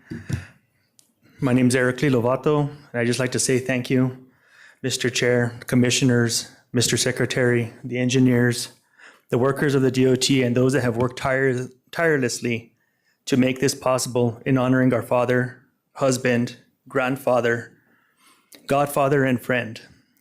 We appreciate everyone involved, including the citizens and departments across our beautiful state, our Mayor of Las Vegas, David Romero, the City of Las Vegas staff, the City of Las Vegas Fire Department, and the City of Santa Fe. We appreciate all those who have offered prayers through the years and appreciate the love and support we have received. We are forever grateful. Thank you. Is there anyone else to speak on behalf of this resolution? Yes, come. Welcome, Mr. Anaya. Mr. Chairman, members of the commission, secretary, the City of Las Vegas, my partners here, Commissioner-elect Gallegos, who actually went to school with Mr. Lovato, we stand in full support of the Lovato family to honor them and also honor Officer Duran today. As a former firefighter myself, I understand the sacrifices that Mr. Lovato made day in and day out in the service of Las Vegas every day, not only while at work, but all the time. So we stand in full support of this honor. We thank you, Mr. Chairman, members of the commission, for doing this today. I also would thank Mayor and Council publicly, and also thank the Duran family and two of my own family that are here with the City Police Department, Lawrence and Amanda, and the continued sacrifices that all fire and police make on a daily basis. So I thank them for their work daily, and may Godspeed be with the Lovato family, with Mr. Lovato, the Duran family, and all in public safety. Thank you, Mr. Chairman. Thank you. Thank you for your attendance, and thank you for your comments. One last thing, if I could, Mr. Chairman. Yes. Roberta Lovato continues to carry on the tradition of dedication and service to the City of Las Vegas as one of our very valued staff members in our finance department. Thank you, Mr. Chairman. Thank you. Is there anyone else to come before this commission with any comment on this resolution? Well, before we take a vote, I would like to say that I knew Frank personally. I went to school with him, and he was 2 grades below me. I was a senior when he was a sophomore, and I knew him very, very well.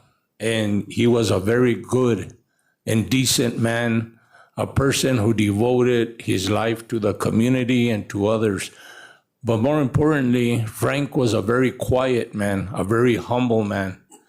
And he would at no time want acknowledgement for anything. Everything he did came from his heart. He did everything because he wanted to do it. He wanted to help, and he wanted to make a difference. And it's an honor to be up here, not only to honor Frank, but as we just honored Officer Duran. And you, as first responders, law enforcement, don't get the credit that you deserve. We have our employees who are out on the roadways trying to make it safe each and every day, and we've lost some people there too. And so we know what it is, and we're all like a big family, and we're out there trying to support each other. So it's an honor to be up here today to take these under consideration. And as I said before, words cannot explain the loss that you're feeling. And we will go to a vote, and then I'll finish my speech or my comments. I shouldn't say speech because it's not, these are words that are heartfelt. And I know the whole family personally, all of them, and they're all good people, and they're from the community. So with that, Mr. Secretary. Mr. Chair, I recommend adoption of State Transportation Commission Resolution 2026-07, approving the placement of memorial signs on Interstate 25 near mile marker 286 in each route direction in Santa Fe County in honor of retired firefighter Frank Lovato, Las Vegas Fire Department Engineer FP 27. You've heard the recommendation for approval of, that must be Frank. So you heard the recommendation for a commission adoption of Resolution 2026-07, approving the placement of memorial signs on Interstate 25 near mile marker 286 in each route direction in Santa Fe County in honor of retired firefighter Frank Lovato, Las Vegas Fire Department Engineer, FP 27. Do I have a motion for approval?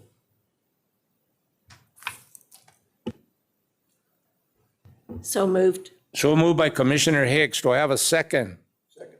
Second by Commissioner Taylor. Can I get a roll call vote? Chairman Adams, Yes. Commissioner McRoy, Yes. Commissioner Hicks, Yes. and Commissioner Taylor.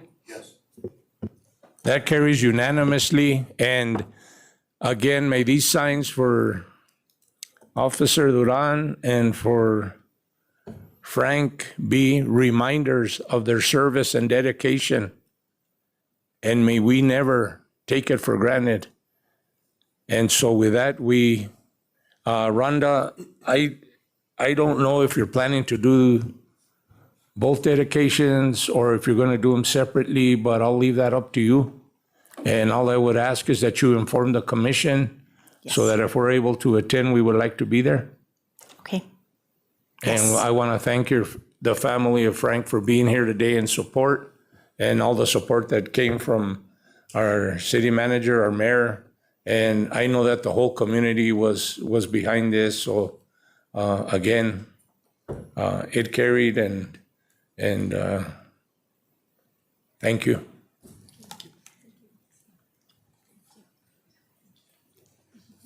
With that, we are going to move on to Commission Adoption Resolution 2026-08, approving the placement of memorial signs on Interstate 40 at milepost 311 in each route direction in Coy County in honor of Senior Officer Justin Hare, Badge 8304, New Mexico State Police Department. Adam. Chairman, Commissioners, thank you for having us here today. I'm here today to ask for approval of placement of memorial signs on Interstate 40 near milepost 311 in each direction near Tucumcari in Coy County in honor of New Mexico State Police Senior Officer Justin Hare. I'm going to read a little bit of background, and then I'm going to have, first of all, we have some members of the New Mexico State Police officers, State Police here with us today, and I'm going to have them introduce themselves, and then we'll go on. Good morning, Mr. Good Chairman. morning and welcome. Thank you, Mr. Chair, members of the committee. My name is Deputy Chief Dale Wagner. I'm over the Uniform Bureau for the New Mexico State Police.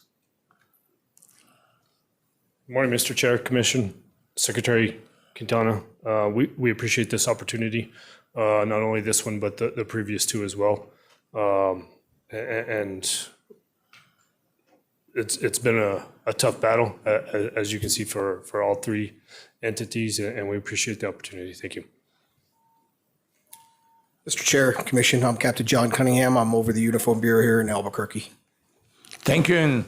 And again, as I told the other fellow officers here, thank you for being here, because just like in law enforcement, and if you haven't been to our meetings, I always say here at DOT, we're a family, and we're a family for life. And anytime Families don't just end when work ends. We're there to help each other here and there and everywhere, and we remain family for as long as, we're here. And so it's good to see everybody here in support of these losses, and in support of the dedications. So we appreciate you being here and taking time out, because I know you guys all took time out to come up here and support. So with that, Adam, I will let you take off. Okay, so I'm going to read the background, and then I'm going to let Deputy Chief Wagner, he's going to read the resolution. Justin Hare was born on January 31st, 1989. He was a New Mexico State Police senior officer. On March 15th, 2024, he tragically lost his life in the line of duty while conducting a welfare check on Interstate 40 near Tucumcari in Quay County. Officer Hare was a devoted life partner, father, son, and brother. He was highly respected by his colleagues and appreciated by the community he served. His loss continues to be felt profoundly by all who knew him. The proposed resolution approves the placement of memorial signs on Interstate 40 near milepost 311 in each direction in Quay County in honor and recognition of New Mexico State Police Senior Officer Justin Hare.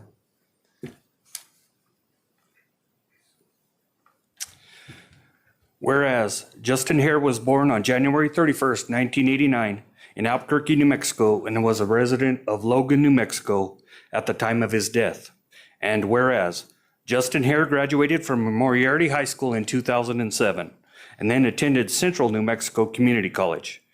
He thereafter graduated from the New Mexico State Police Academy on December 14th, 2018, and later enrolled in Embry-Riddle Aeronautical University to pursue a pilot degree. And whereas after graduation from the police academy, Justin Hare was assigned to New Mexico State Police District 9 in Tucumcari, New Mexico, where he served for 5 years, 3 months, and earned the rank of senior officer. And whereas on March 15, 2024, Senior Officer Hare tragically lost his life in the line of duty while conducting a welfare check on a disabled vehicle on Interstate 40 near Tucumcari in Quay County. His actions reflected the highest ideals of public service: selflessness, bravery, and unwavering commitment in protecting officers. And whereas Senior Officer Hare's death serves as a reminder of the commitment and sacrifice that New Mexico law enforcement officers make every day in the name of duty and service to their state. And whereas Senior Officer Hare is survived by his life partner, Desiree Quintana, 3 daughters, Julian, Cadence, and Justy Hare. His mother and father, Terry and Jim Hare. Brother and sister-in-law, Brandon and Amanda Hare, and numerous nieces and nephews. And whereas Senior Officer Hare served his community in an exceptional manner and will always be remembered for his bravery, dedication, and distinguished service, it is therefore fitting that there be a permanent reminder of his contributions to Quay County and the state of New Mexico. And whereas the New Mexico State Transportation Commission wishes to create a permanent reminder to honor and recognize Senior Officer Hare and memorialize the sacrifice he made while serving and protecting the residents of the city of Tucumcari, Quay County, and people of the state of New Mexico.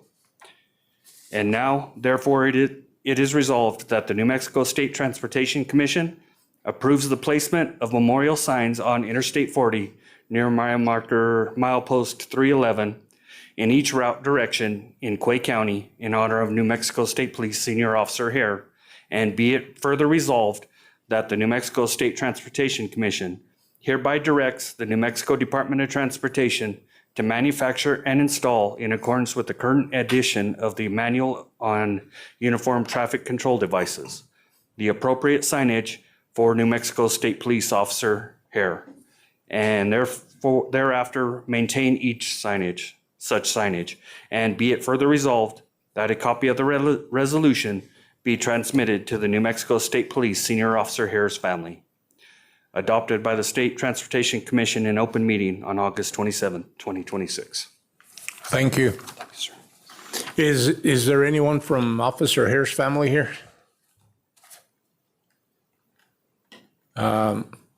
Would you let his family know that this commission is sorry for their loss and so with that, what is your recommendation? Mr. Chair, I recommend Commission adoption of State Transportation Commission Resolution 2026-08, approving the placement of memorial signs on Interstate 40 at mile post 311 in each route direction in Quake County in honor of Senior Officer Justin Hare, badge number 304, New Mexico State Police Department. Is there any other comments or anything else? If not, fellow commissioners, what is your pleasure? May I have a motion? And the reason, and some of you are wondering, why does he read it again? The only reason I'm reading is when I take the motion, so it can be entered into the record and it's there. So do I have a motion for adoption of Resolution 2026-08, approving the placement of memorial signs on Interstate 40 at mile post 311 in each route direction in Quake County in honor of Senior Officer Justin Hare, badge number 304, New Mexico State Police Department? Mr. Chair, so moved. We have a motion from Commissioner Taylor for approval. Do we have a second?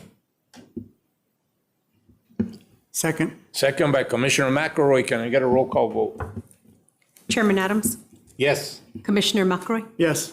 Commissioner Hicks, Yes. Commissioner Taylor. Yes. That carries unanimously. And again, may this sign be a reminder of the service, dedication, and sacrifice of Officer Hare. Thank you, and thank you for being here. And Chairman, we're going to schedule a dedication ceremony. I'm getting with Deputy Chief Wagner. It looks like we're talking about it. It looks like November might be a good month to meet that, to schedule that dedication. We'll leave it up to you guys to schedule it, And we'll write coordinate everybody. it, and just let the commission know, so that way if they can be in attendance, we can be there. Yes, thank you. Thank you. And we want to thank all the families and all the support that came in today. Everybody, when they saw the law enforcement, thought they were here for me, but that's why I had to go real quick over there to make sure I had paid my ticket. But no, with that being said, I hope that everyone that's here, when you get a chance, thank law enforcement for the work they do. Thank our employees for the work they do, because a lot of times it goes unappreciated. And they, law enforcement, first responders, just like our employees, are just trying to do the best they can to improve the life of everyone here in New Mexico, keep us safe on the roadways or through illegal activities. So again, thank you to all, and wish you all a safe trip. With that, we're going to move on real quickly to number 8. These are just informational items. You can't leave anymore, so you got to stay here. Just kidding. Hello, Mr. Harris. David Harris, Executive Director of Modal Programs, BK Rio Metro. Mr. Chair, good to see you. Good morning, Commissioners, Mr. Secretary. We're here to give the annual report for Rail Runner Express on behalf of New Mexico DOT, who's the owner of Rail Runner, Rio Metro Regional Transit District. We work cooperatively where they handle the day-to-day and oversight of operations and fares and schedules, and dually together we work on oversight of the capital and our assets that we own. So with that, without further ado, I'd like to introduce Dewey Cave from Rio Metro Regional Transit District, Tony Sylvester from Rio Metro, and as well their new Executive Director, who oversees Rail Runner and their transit operations, Mr. Robert Gonzalez as well. Mr. Dewey Cave, come on down. I'm the next contestant. Yeah. Good morning, Chairman Adams and Commissioners, and as well as Mr. Secretary. It's great to be back with you since we met here last year. Actually, we met over in the warehouse, and that's where I went earlier this morning. But anyway, it's good to be here. As mentioned, I'm Dewey Cave, the Chief Executive Director for the Rio Metro Regional Transit District, as well as the Executive Director for the Mid-Region Council of Governments. And no doubt, most of you are aware that Rio Metro serves as the New Mexico Rail Runner Express fiscal agent, and we maintain the capital and maintenance projects for the NMDOT.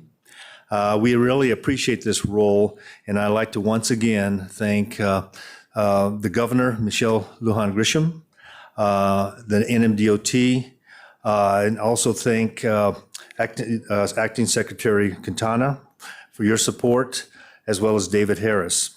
I'm happy to report that we had another busy year with the completion of some track improvements, which helped reduce the service delays, and it also increased our train speeds, as well as the ridership continues to be strong and growing.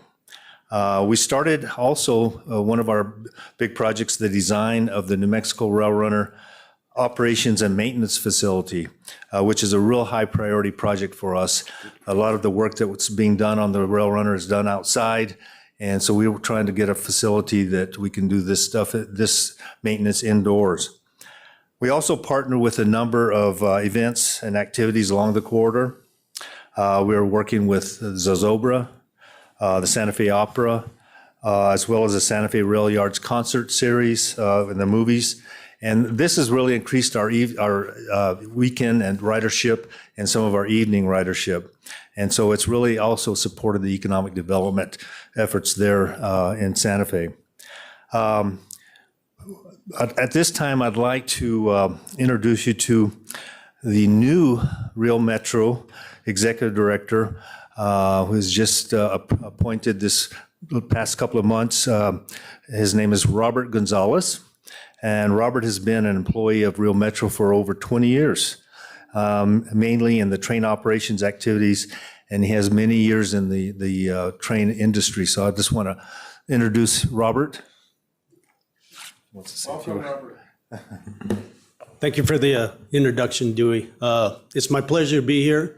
It's my honor to work with you all in the upcoming future, and hopefully we can work all together, build a strong and great working relationship, and we move forward from here. And I do appreciate all of you. Thank you. On behalf of this commission, welcome.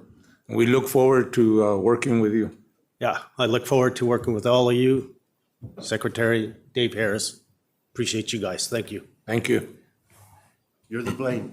He's the one to blame now. Thank you all. So at this time, I'd like to bring Rio Metro Planning Manager Tony Sylvester to the podium. Tony will provide you with an overview of the Rail Runner budget, as well as some of the highlights of the activities this last year. So once again, thank you for the opportunity to talk to you today. So Thank you, and it's good to see you again. Yeah. Mr. Sylvester, welcome. Well, thank you, Chairman Adams, Commissioners, and Mr. Secretary. I'm the only one at Rio Metro that knows how to use PowerPoint, so I get to do the presentation for everybody. But with that, I'm going to talk quickly about the current year budget, the fiscal year 2028 budget, our operating plan, and the capital programs that we have for MOE, which is maintenance of equipment, and then maintenance of way, which is all owned by the DOT. This is the rail corridor, the crossings, and so forth along the whole 98-mile corridor between Belen and Santa Fe. And most of this information is found in your report that we submitted to you, but there's more detail in our budget and capital plan. A quick note on the budget and capital plan: this is reviewed by the NMDOT Transit and Rail Division staff, so all of our priorities are in line with what the DOT's priorities are in this corridor, which also brings Amtrak and BNSF priorities in here since they also operate on this line. This budget and capital plan is also approved by our board of directors. We have 21 board of directors, all elected officials from the 3-county area. So it's pretty well vetted. Maybe I don't know how to use PowerPoint. There we are. Let me go back a bit. All right. First of all, our 2026 accomplishments. If you haven't seen, this is our 20th year of service. Started between Albuquerque and the town of Bernalillo, then south to Berlin, then finally up to the city of Santa Fe. In that time period, 15.5 million passengers traveled, 700 million passenger miles traveled along this corridor, basically the I-25 corridor in the heart of New Mexico. While we like to talk about our transportation role, getting people to and from work and visitors around the state, we also like to talk about our economic development, community development benefits to the state. If anybody remembers the Santa Fe rail yards 20 years ago, the rail yards and the rail runner started together. And we like to think that the rail runner is a catalyst to that development that has taken place there over the years, and we're trying to continue that in the future.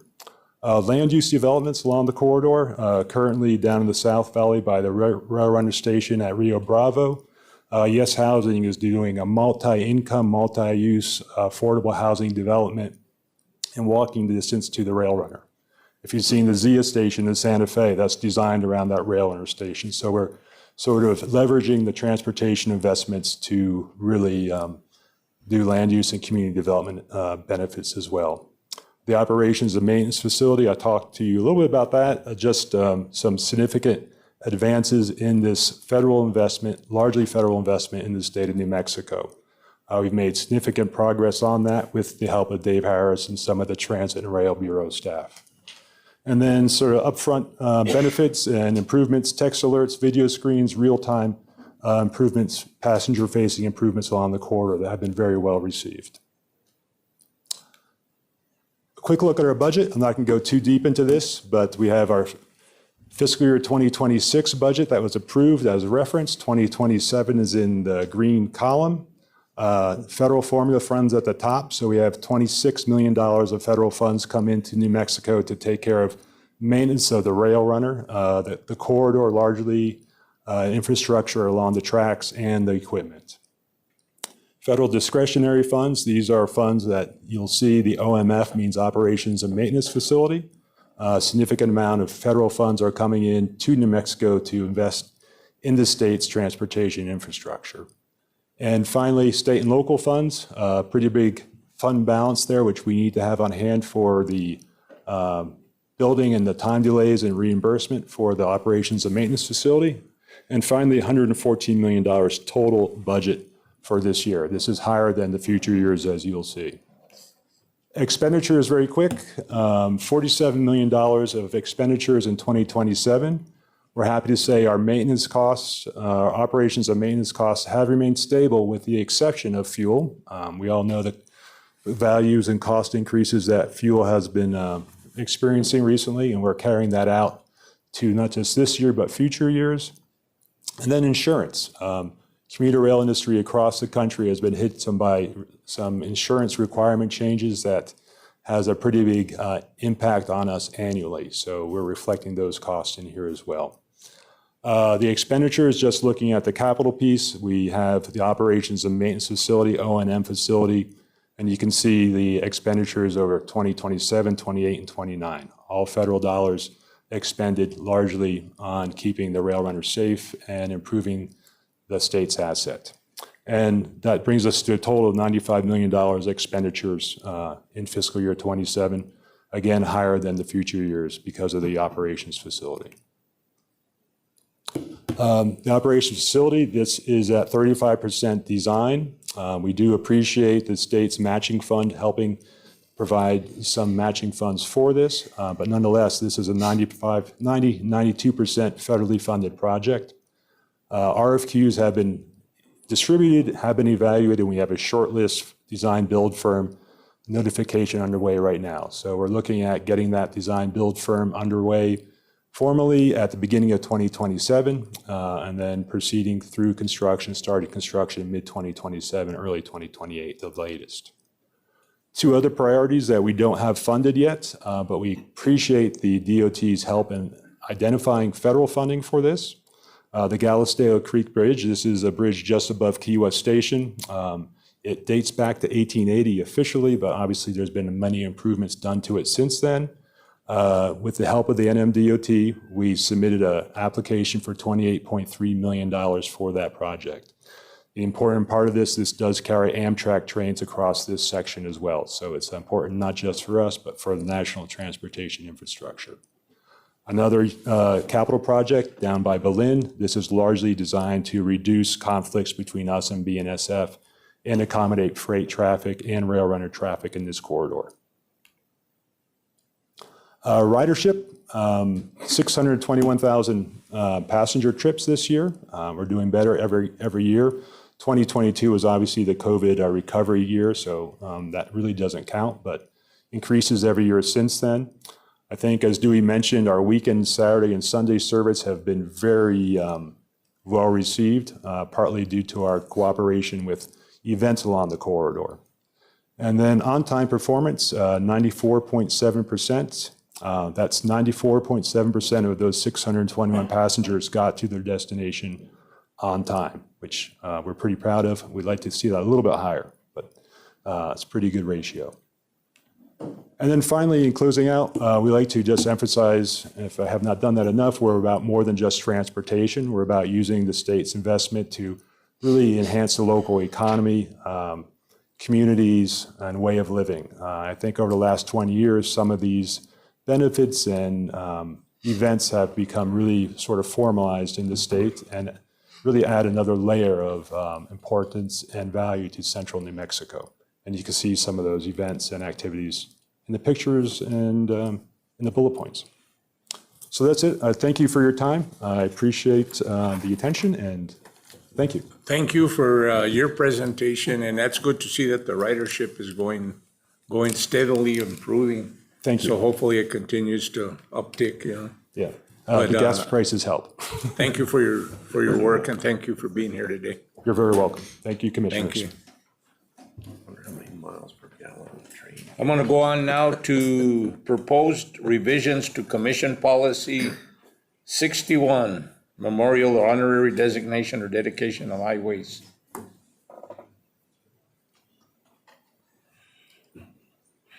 All right, Mr. Chair, members of the commission, I don't look like John Newell, so I won't pretend to be him. This is a proposed revision to Commission Policy 61, Memorial or Honorary Designation of Dedications of Highways, Transportation Facilities, and Structures. A little bit of background here.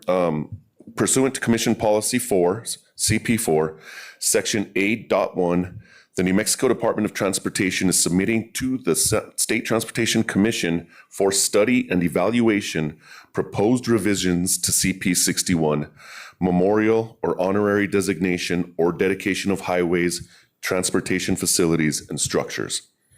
In addition to revisiting or revising the existing policy for memorial or honorary dedications of highways, transportation facilities, and structures, the proposed revisions to CP 61 include the establishment of a policy that creates a fallen law enforcement officer memorial dedication framework that will allow the STC and NMDOT to streamline and regularize requests for memorial dedications for fallen New Mexico law enforcement officers, as well as a policy for acknowledging the statutory protections for citizen roadside memorials, also known as descansos, and directs the NMDOT to establish 1, a directory of such roadside memorials, 2, a permitting process for placement of roadside memorials on NMDOT-controlled property, and 3, a criteria for lawful removal of roadside memorials when such is required to ensure the safety of the traveling public.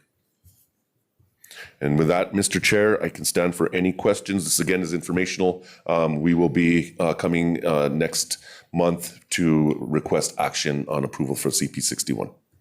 Is there any questions from fellow commissioners? The only thing I would ask is when we get in these resolutions, or it's kind of like that, to send, if we can send it to me like a week, or I mean not a week, but like 2 or 3 weeks, if it's ready ahead of time, so that the commissioners have a chance to really, because sometimes there's a lot of information. And like you get it in a week, and if you're not there, like the other stuff I understand, but like these resolutions or action items. And hopefully going forward, yes, I know Stephanie and Emmett put a lot of work into those other resolutions, so they did take some time hearing back from families. But going forward, she does plan to be more proactive and hopefully not do as many in each meeting and stick to maybe just one so that way she can really take time with it. And on behalf of this commission, tell Stephanie that we appreciate all her work, because she does put a lot of work into it. And I know it's a lot of research, and she has to really verify and go through everything. So tell her that this commission appreciated her. Mr. Chair, I will. And with that, if there's no questions, we'll receive it and we'll see you in the next one. Thank you, Mr. Chair. Commissioners? Okay, thank you, Secretary. Aaron, come on down.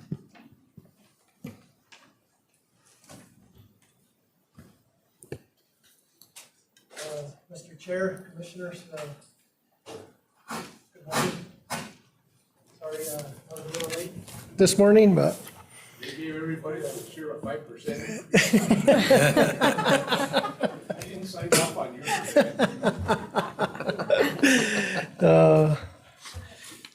That's on record. Anyway, this is District 1 bi-monthly report, cover June and July.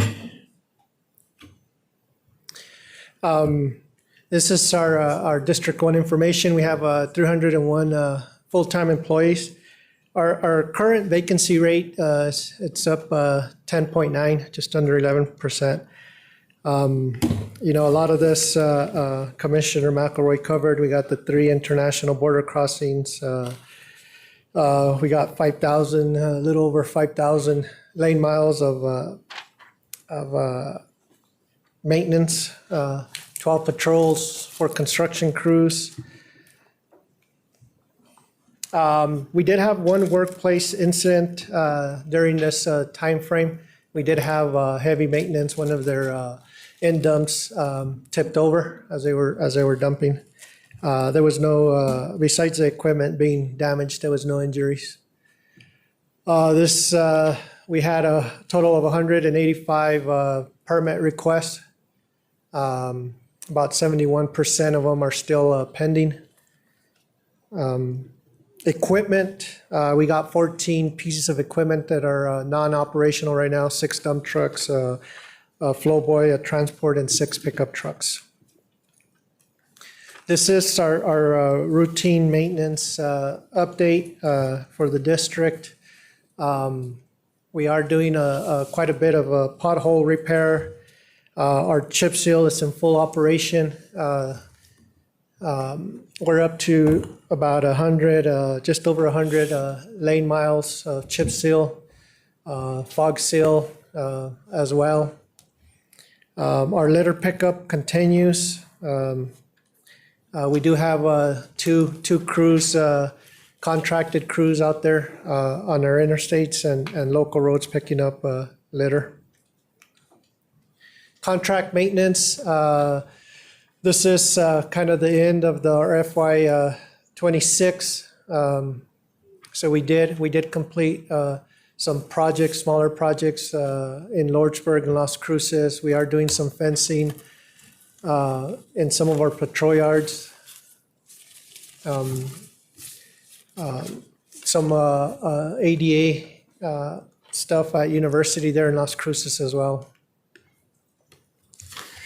Our construction projects, you know, we kind of dropped our number. We're typically above 300 million for ongoing projects, but we dropped this these last couple of months. We're about at 202 million total. But we continue. One that I like to point out is our New Mexico 213, which is at the bottom of this table. It's currently under suspension still, full suspension. We do have some utility issues going on. We're hoping that it should be starting back up here in the next couple of weeks.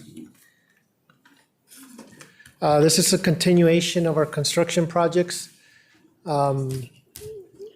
We are doing a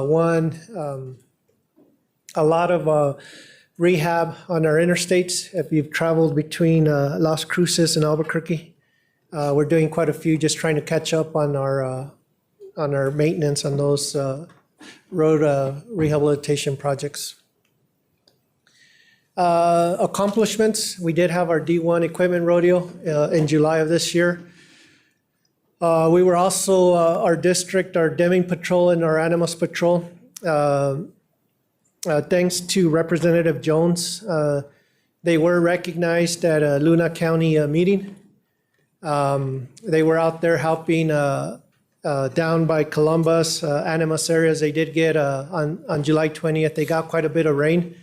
You can see this picture. There was a rescue due to flash floods by Border Patrol and the fire department. And then that other picture on the left, that was just the storm cloud that was coming in. It's a cool picture there at Columbus. And then we did have one employee in our Silver City Maintenance Patrol, Ryan Garcia. He saved a little kitten. It was posted on Facebook, and it got a lot of views. So just thought it was kind of cool, not something they're usually recognized for. Our local partnerships, we continue our dust mitigation down there in the Lordsburg Playa. We have weekly meetings with our partners, BLM, State Land Office. We did do some channel work out there just to try and divert some of the flows to historical flows. I did meet with Senator Steinborn, Representative Small, Doña Ana County, BLM. They want to make a new state park, Slot Canyon, which are these pictures on the right. There, it's just outside Las Cruces in Radium Springs. We had coordination meeting with the village of Hatch in June. Did our tiers presentation in July. Coordination meeting with Grant County. Did meet with the Customs and Border Patrol. They are setting up tactical checkpoints down on New Mexico 9, New Mexico 81. So did meet with them and did advise them that they did have to at least make an effort to have some kind of traffic control up, just for safety reasons. Met with Representative Lara in July. D1 participated in the Stuff the Bus, which was a school supplies drive there in Deming and Luna County. We had a coordination meeting with the town of Hurley, and then Senator Ramos and Representative Jones, Luna County and the city of Deming, they came to the office just to meet and get updates and just discuss partnerships. So it was really good. And that concludes my D1 presentation. I'll stand for any questions. Any questions from fellow commissioners? Yes, Mr. Chair. So Yes, Commissioner Hicks. over the past several years, I've been approached by several people that are not necessarily always welcome in this community. The Aggies, and the questions they had were two things. One, in many other states, we'll talk about Texas Tech, when you arrive there, you actually see the logos on the roads and so forth. And then, of course, the city's street there as well. So has that been talked about in the past, and where are we? I think you asked the same question, or I did. The last commission I did, meeting. but it was more subtle. Yeah. Well, I think we have FHWA here. I don't know, but I know we did attempt when we did the university interchange. We did attempt something like that, and we couldn't do it. We were kind of shot down. But I know, just like you said, Texas, UTEP has it up. So we do have a gateway policy. After that was implemented, we haven't had any new requests for any gateways, which I would assume this would fall under. So That's my best answer to you, Commissioner. Thank you. This time it was the alumni group that had asked me, so Okay. I figured I'd ask them one more time. I would love to have an Aggie with his shooting guns in Las Cruces summer. Those aren't allowed. You can only have Lobos. Wilderness. Thank you. And I also Thank you want. for entertaining me. Yeah, and I want to acknowledge our partners, FHWA, that are here. And always remember, you have a seat at our table whenever you want, because we always appreciate not only your support, but your participation. And I was just going to make a quick comment, not so much, and I was going to ask it and I forgot, and I just remembered. When we're doing that, when that thing comes, the signs, for the traffic and all that, yeah, to make sure that they check with FHWA to make sure that everything, since a lot of it is funding through there, that we meet all the criteria that they're requesting to. Yeah. So thank you. And I noticed, which I appreciate, is the reports now have gotten real condensed. We're getting the information, but it's really condensed. And then when we go to your district, then we open it up. So thank you guys for doing that. And we're getting what we need. Thank you, Mr. Chair. Francisco. I know you were anxious to get up. I am anxious today, Chairman, fellow commissioners. So we'll jump straight to the report. One of the worst phone calls anybody can receive is when somebody that you care about, is injured in a car wreck or some kind of incident on the roadway. It's definitely one of the worst calls any district engineer can get. So on July 9th, we received that phone call that 3 Hobbs maintainers were struck in a work zone in Hobbs. And usually when a vehicle hits, pedestrians or people on the ground, it's usually not good. Luckily, they were injured, but there was nobody lost their life. So we were grateful for that. They did get injured. They're at home recovering. So, let's continue to work on making our work zones safer, and hopefully we can pass that speed camera policy. This month, we had 241 requests for permits, 171 are processed. So we're continuing to keep up to our permitting section. Overall maintenance, like District 1, we're wrapping up our litter pickup. As you can see, we had $150,000 work of cost done this month. Also like to highlight, we're continuing to have a high level of mowing, 424,000. Very proud of our chip seal crew, 73 lane miles at a little over $1 million. That comes out to $13,648. So just the cost per lane mile, how efficient and how cost effective that is, it's one of our best programs in the state. We continue to, get out there, we'll talk a little bit about this in our safety conference next week. What are the districts doing for Target Zero? I think it's very important for our staff to get out there and get this guardrail fixed when they're hit in a timely manner. So we're continuing to focus on guardrail repair. As you can see, we did close to 1,000 linear feet this month. This is a little different than the Perspective District 1 show, but this is our overall reloaded contract maintenance with this year's House bill, the $20 million we received, plus our internal contract maintenance of 6.7, plus a little bit of projects from last year that are not completed. So we're reloaded. This is a full list. We get to work on this fiscal year. So we have 32 million in projects scheduled for FY 27. Of course, in our equipment section, our priorities are our mowers and our light vehicles. That's what we're really being focused on within our shop this month. I won't touch much in construction. Most of our projects are on schedule, doing well. You got a few underway. Like I said, everything's looking pretty good in our construction program. Do want to highlight a recent letting. We're going to finalize Clovis downtown. The $48 million, is not what the bid came in, but it's a large scale project reconstruction in Clovis. Will be the final phase.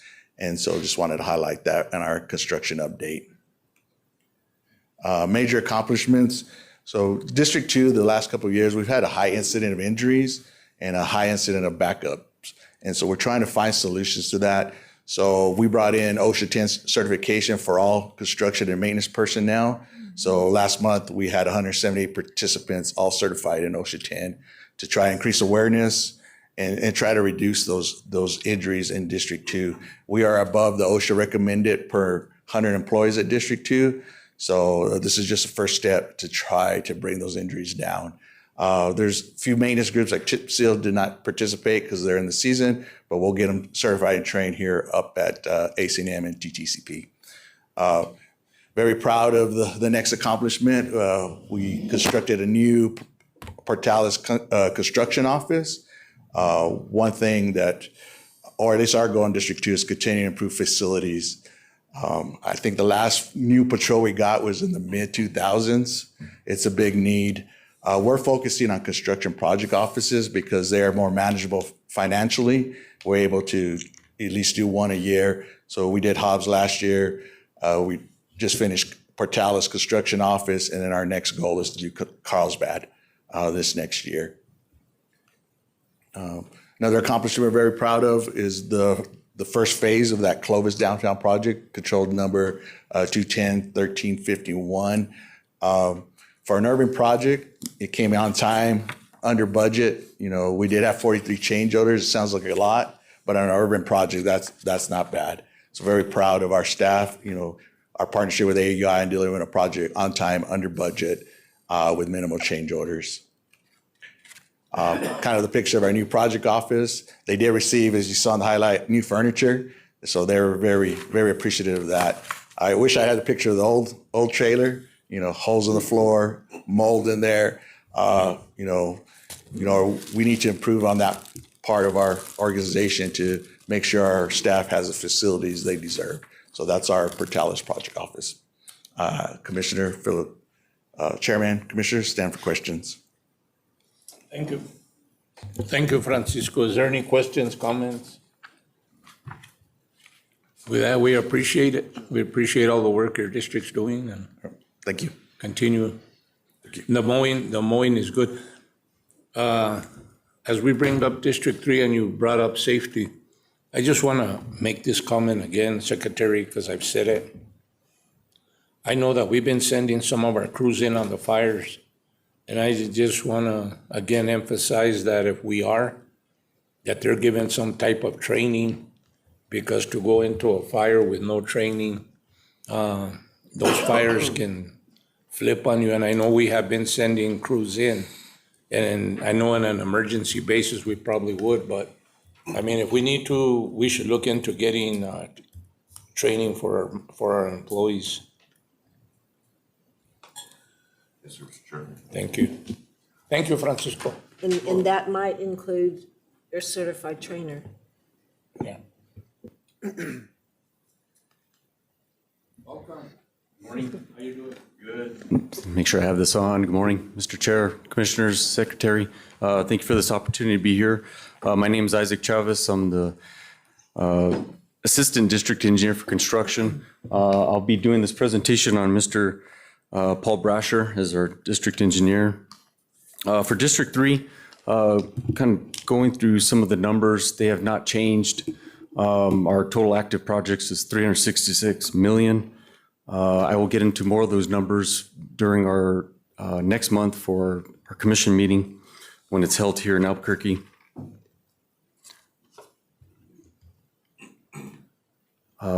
Some of the numbers, the workplace incidents, we did have a few, June and July. Nothing major, a few minor fender benders, if you will. It's been a summer where we've seen a lot of fender benders lately, project sites, but it's just kind of the nature of the project and our work. Permits, 87 were requested in June and 84 were requested in July.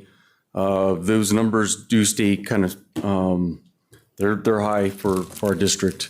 Moving forward on equipment, the numbers have not changed since for the previous report, with 26 non-operational.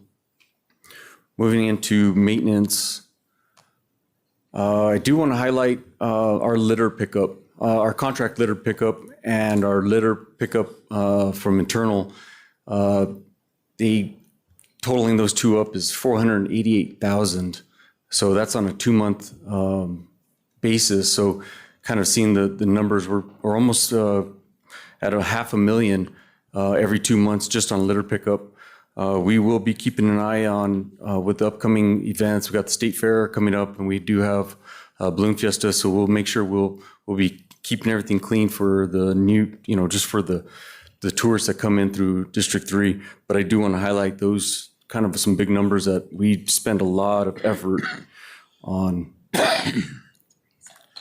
Contract maintenance, two areas that have, been our highlights. New Mexico 47. New Mexico 47 is cuts through Peralta, the community of Peralta, and it ties into Isleta. We finally got that done. It's the top project. We got that done during the summer. That was a big concern for the community of Peralta. New Mexico 333, that connects into New Mexico 217. It's an area that has really been on a focus because we are looking at either doing a traffic signal or a roundabout in that area. But to get that paved, to get it and restriped, it's something that the area needed. Those are the two highlights. Move on to our construction project update. I do want to highlight the third project there is A301001. That's our New Mexico, our Rio Bravo bridge replacement project. It's been on suspension for a year. We're going to start now in September 9th. We'll get that project up and going.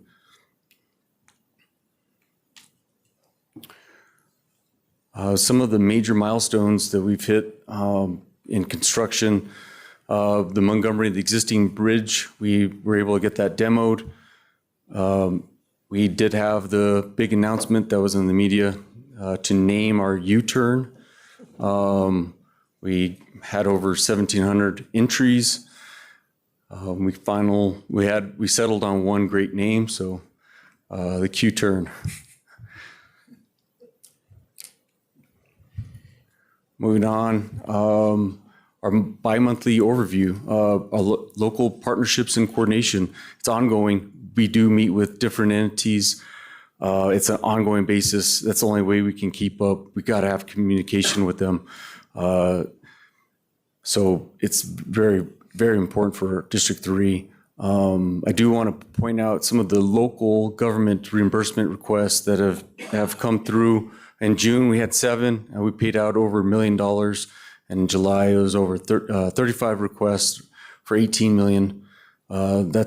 So it's ramped up. We're trying to stay ahead of it. We do have a large local government program. And then just to kind of finalize the presentation, the Courtesy Patrol Program, June and July, 400 plus total calls. This is we're called, or the phone call will come to our front office. It'll be dispatched immediately. We'll have our Courtesy Patrol assist, roadside assist to motorists, changing a tire, disabled vehicles, whatever it is. But we're out there on the streets. These guys, they're in harm's way. They're, answering phone calls, middle of the day, peak hour, whatever it is. That concludes my presentation for District 3. So. I just had one question. The I-25 project, it's on schedule? It is. To be honest, I think we've slipped a little bit, a couple months. But I think we're on the home stretch, so there's a good chance that we can make up some time. But we're shooting for probably June 27. So next year we'll be open to the public. Okay, any other questions? Thank you, Isaac. Thank you. Adam.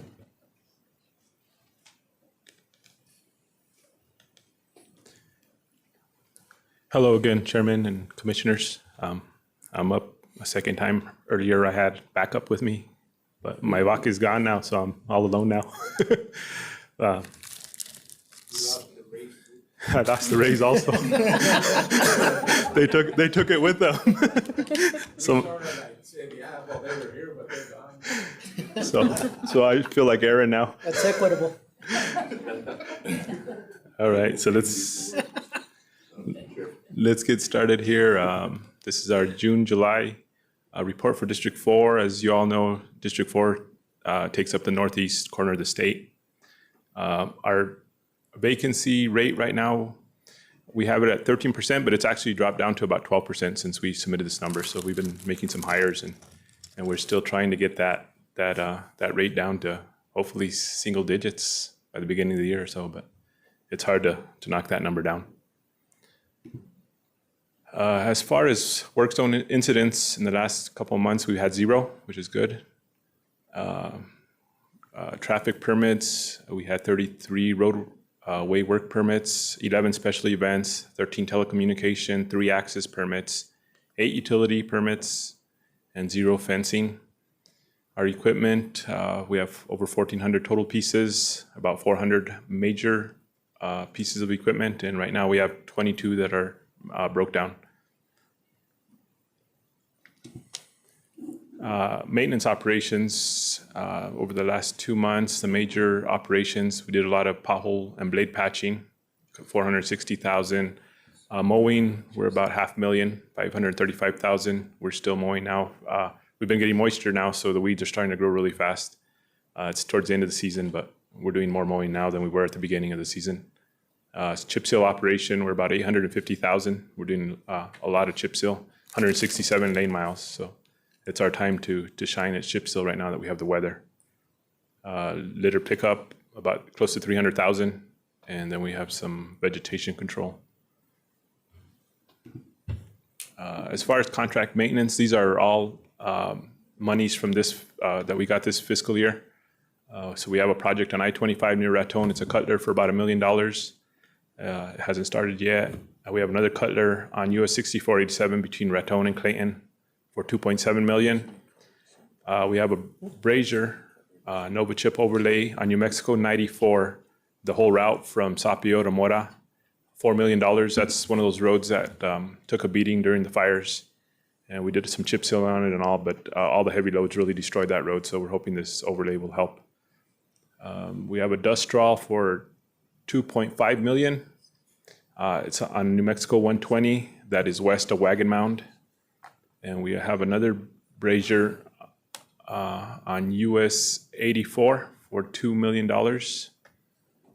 And we have a cutler for about $1.5 million on US 54 south of Tucumcari. I mean, north of Tucumcari, sorry.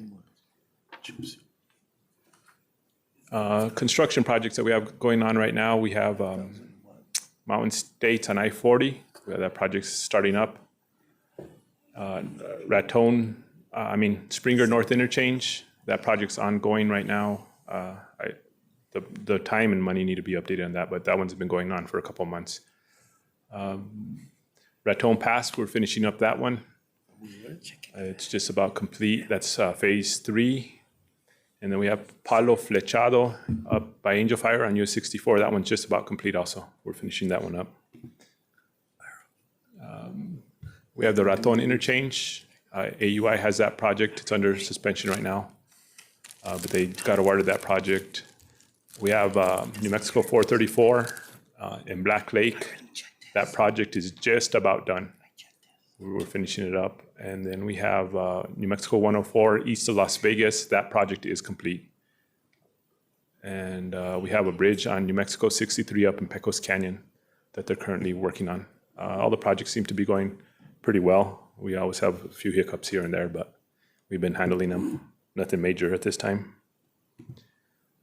So some of our achievements in local partnerships, highlights, we recognized employees of the month for June and July, and our team of the month also. Nick Walker, Heavy Maintenance, John Arguello, Irene Romero, and the district stores got recognized. We held our commission meeting last month when everybody was there in Las Vegas. We had a good meeting and a good turnout. Our district participated in the Las Vegas 4th of July parade. We put some equipment in there.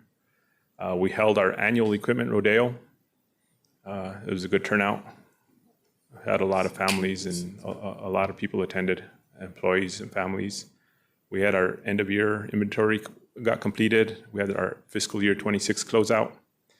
We participated in Target Zero Fatal Crash Site Selection meeting. We did some field reviews for the annual FHW bridge inspections.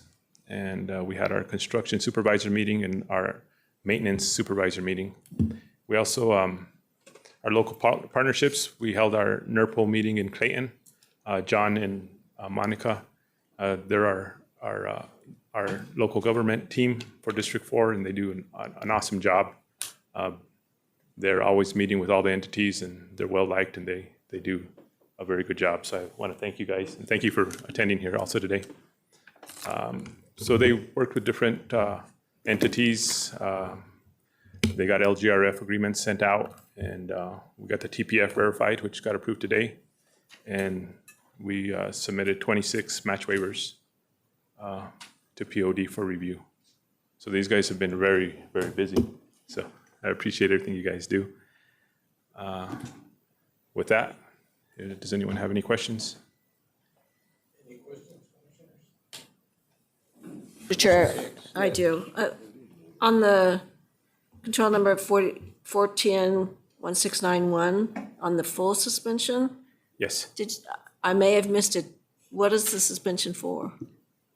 Let me see. Why is it suspended Oh, it's again? just, we just awarded that one, and there's Okay. some issues with material. So it's a material issue? It's material issues. Okay. Some walls that it's gonna they're gonna take a little bit longer to manufacture. All right, thank you. Yes, ma'am. Any other questions? With that, thank you. Thank you. Appreciate it. We'll go on now to District 6. Just making sure everybody's. You're skipping somebody. You know how much I love public speaking.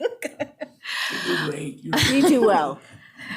Good morning, Chairman and Commissioners again. I will be Rhonda Lopez, District 5 Engineer, presenting the bi-monthly report for District 5. I noticed that, so we have 324 employees. I think one thing to know, well, everybody knows District 5, or most people would know that we're in the northwest part of the state, kind of central part, like an upside down L. We have 324 employees at the district. We currently are at about an 18.5% vacancy rate. And I'll be honest, that's actually improved. I think we were hovering pretty close to 20%.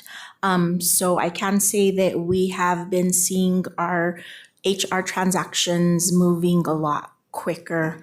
And so for that, we're thankful, and we're hoping to bring that vacancy rate down.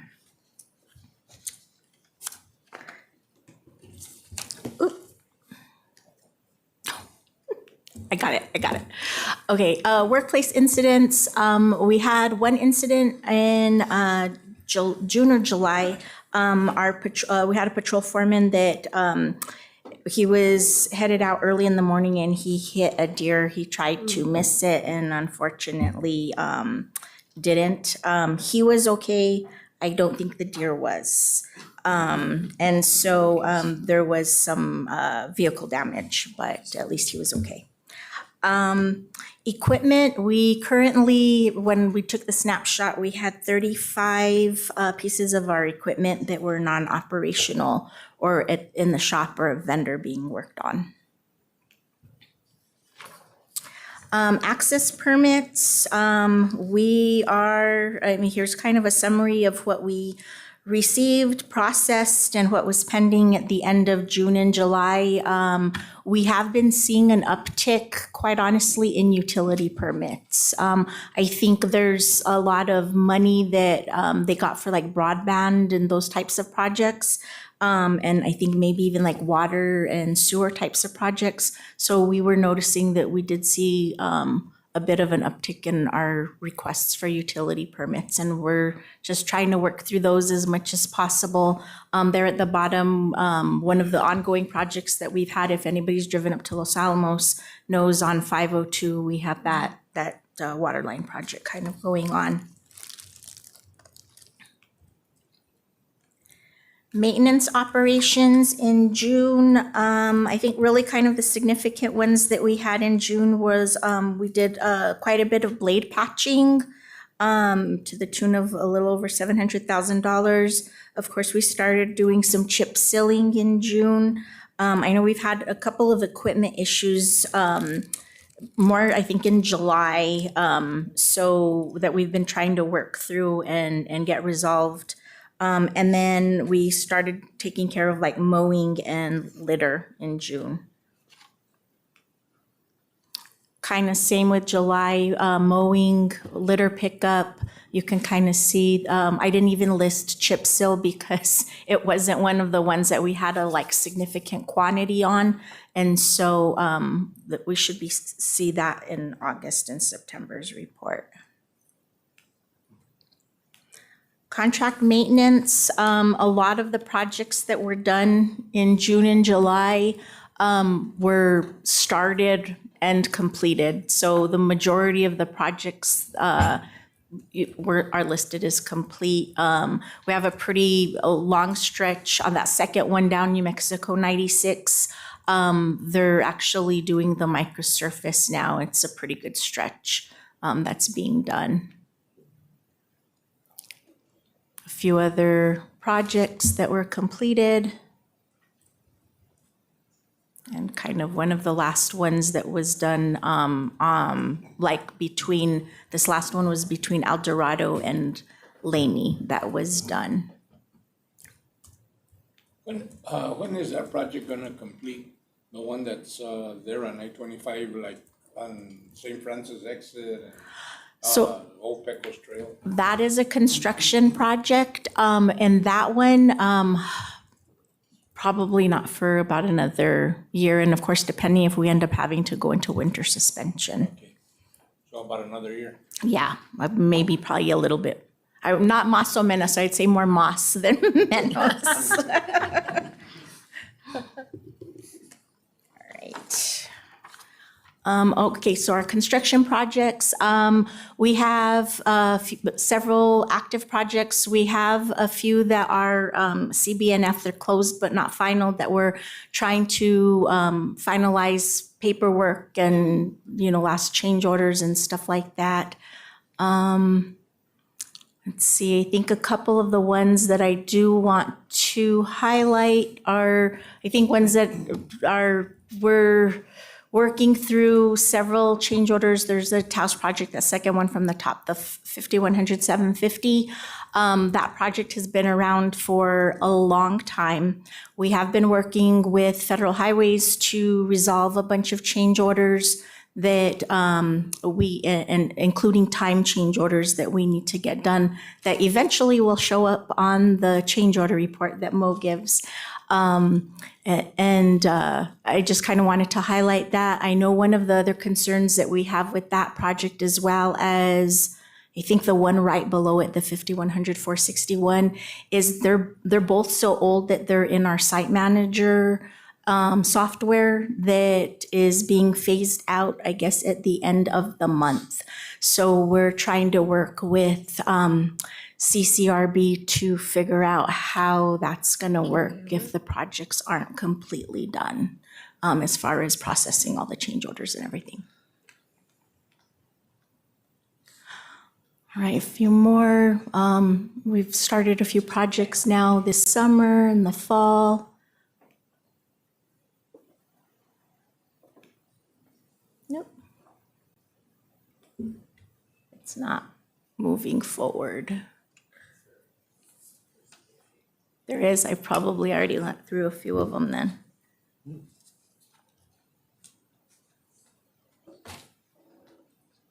It's advancing on the laptop. Okay.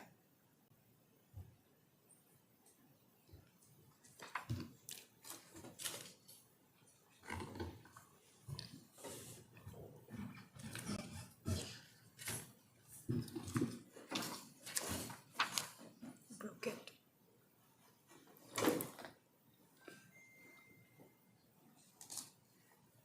This is where you entertain us.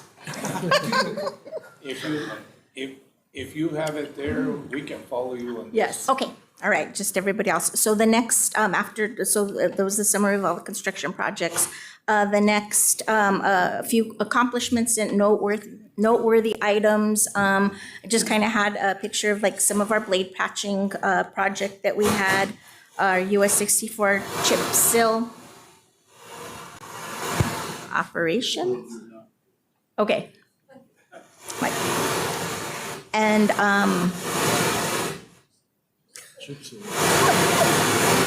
oh my God. It's trying to help you calm down. I know, it's doing it just because I love doing this so much. It's a test of the emergency broadcasting system. All right. I'll just keep going. One of the other items that we did, we installed some chain link fence along the Rio Grande Gorge Bridge. So there it is. Okay, so yeah, there's a picture. It's still closed off to pedestrians, and we will keep that up until we do a longer term fix for the bridge. Okay. And then down below, we had a statewide snowplow naming, another round of naming contest, and we got our new snowplow. And I guess the guy standing in front of it was the one who actually came up with the name, like, nope, school is on. So that's kind of a picture with our new snowplow that we got. And then just a few other items. We did have our service and safety awards for district staff that was held on July 30th, which is always a nice thing. And then just a couple of the top items I think to mention is we've been coordinating with the Navajo Nation and to do an intergovernmental agreement that actually the project just recently let for intersection at New Mexico 371 and N36 for a signal project. And then we also have been coordinating with the Shiprock chapter and had a public meeting for a rockfall mitigation project that we're doing at US 64 in Hogback. And so we had a meeting there. And then, of course, we've been doing a lot of coordination with Santa Clara Pueblo and the city of Espanola for a project that we are looking at doing at the intersection of US 84-285 and Paseo de Oñate. And I guess with that, I will stand for any questions. Is there any questions from fellow commissioners? Thank you, Rhonda. Okay, thank you. Thank you, Rhonda. Thanks. And let your district know thank you. Thanks, Chairman. District 7.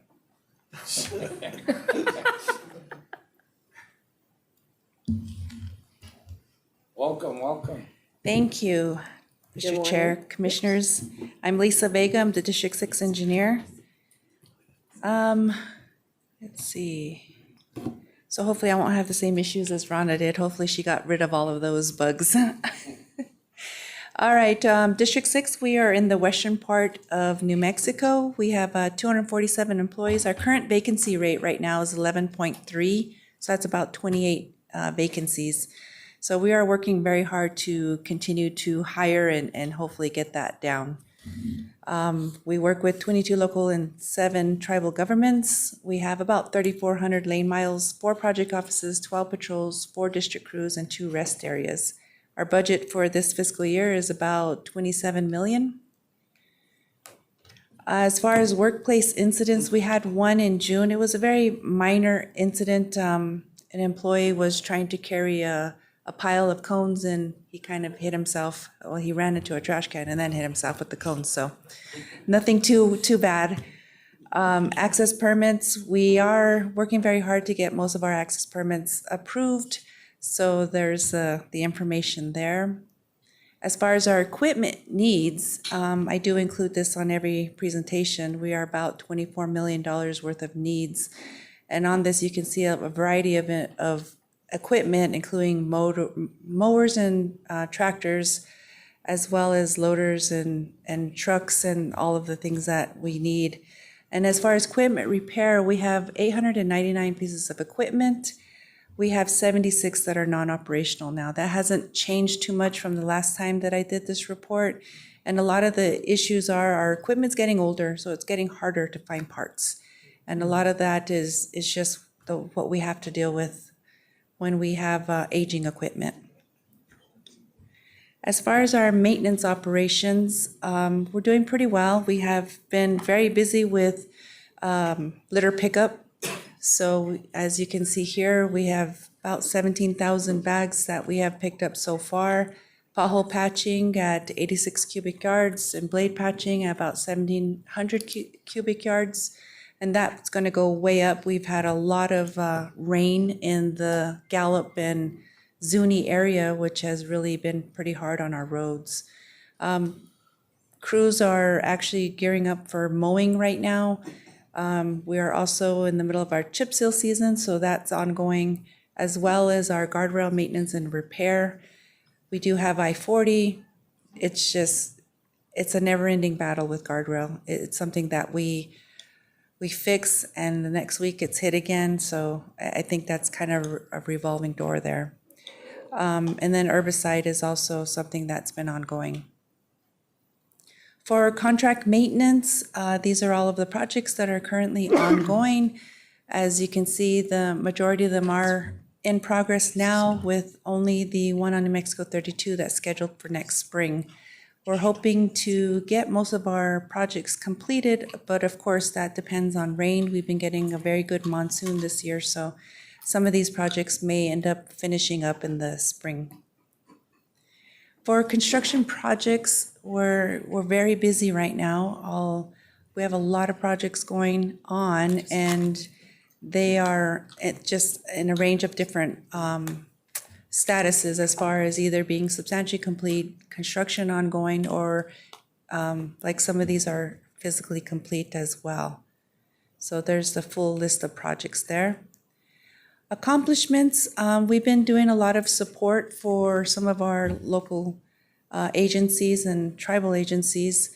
So the Cuba Patrol assisted with the Jemez Fire on New Mexico 4. Our Rama and Fence Lake patrols were supporting flood efforts and recovery efforts for the Zuni Pueblo. And our Grants Patrol was actually able to deliver some sand to Rio Dosos for additional flood mitigation and emergency response. So key priorities, we did finish up our fiscal year 26 year-end closeout. And of course, while we're doing that, the new fiscal year starting, and we're also needing to upkeep with our operations. So I think we did a very good job of getting that accomplished this year. And again, you know, as I stated before, we're really working on getting individuals hired, succession planning, working on retention, and cross-training our employees that we have, so that we can continue to be successful at the district level. Local partnerships and coordination, we continue to meet regularly with our local and tribal governments. We have a list of meetings here that we've attended, and we will continue to attend. We also have been working and meeting with our local legislators to kind of just let them know what's going on, if they have questions, and as well as any needs that the department has and things that we can help each other with. So with that, I will stand for any questions. Any questions from fellow commissioners? All right, thank you. Thank you, and let your district know that keep up the good work. Thank you, I will. Okay. With that, we're gonna take a 20-minute break, and then we'll. So, is there any other business or anyone else to come before this commission? If not, what is the pleasure of this commission? Do I have a motion at approximately 11:25 for adjournment? So moved. So moved by Commissioner Hicks, seconded by Commissioner Taylor. All in favor, say aye. Aye. Opposed?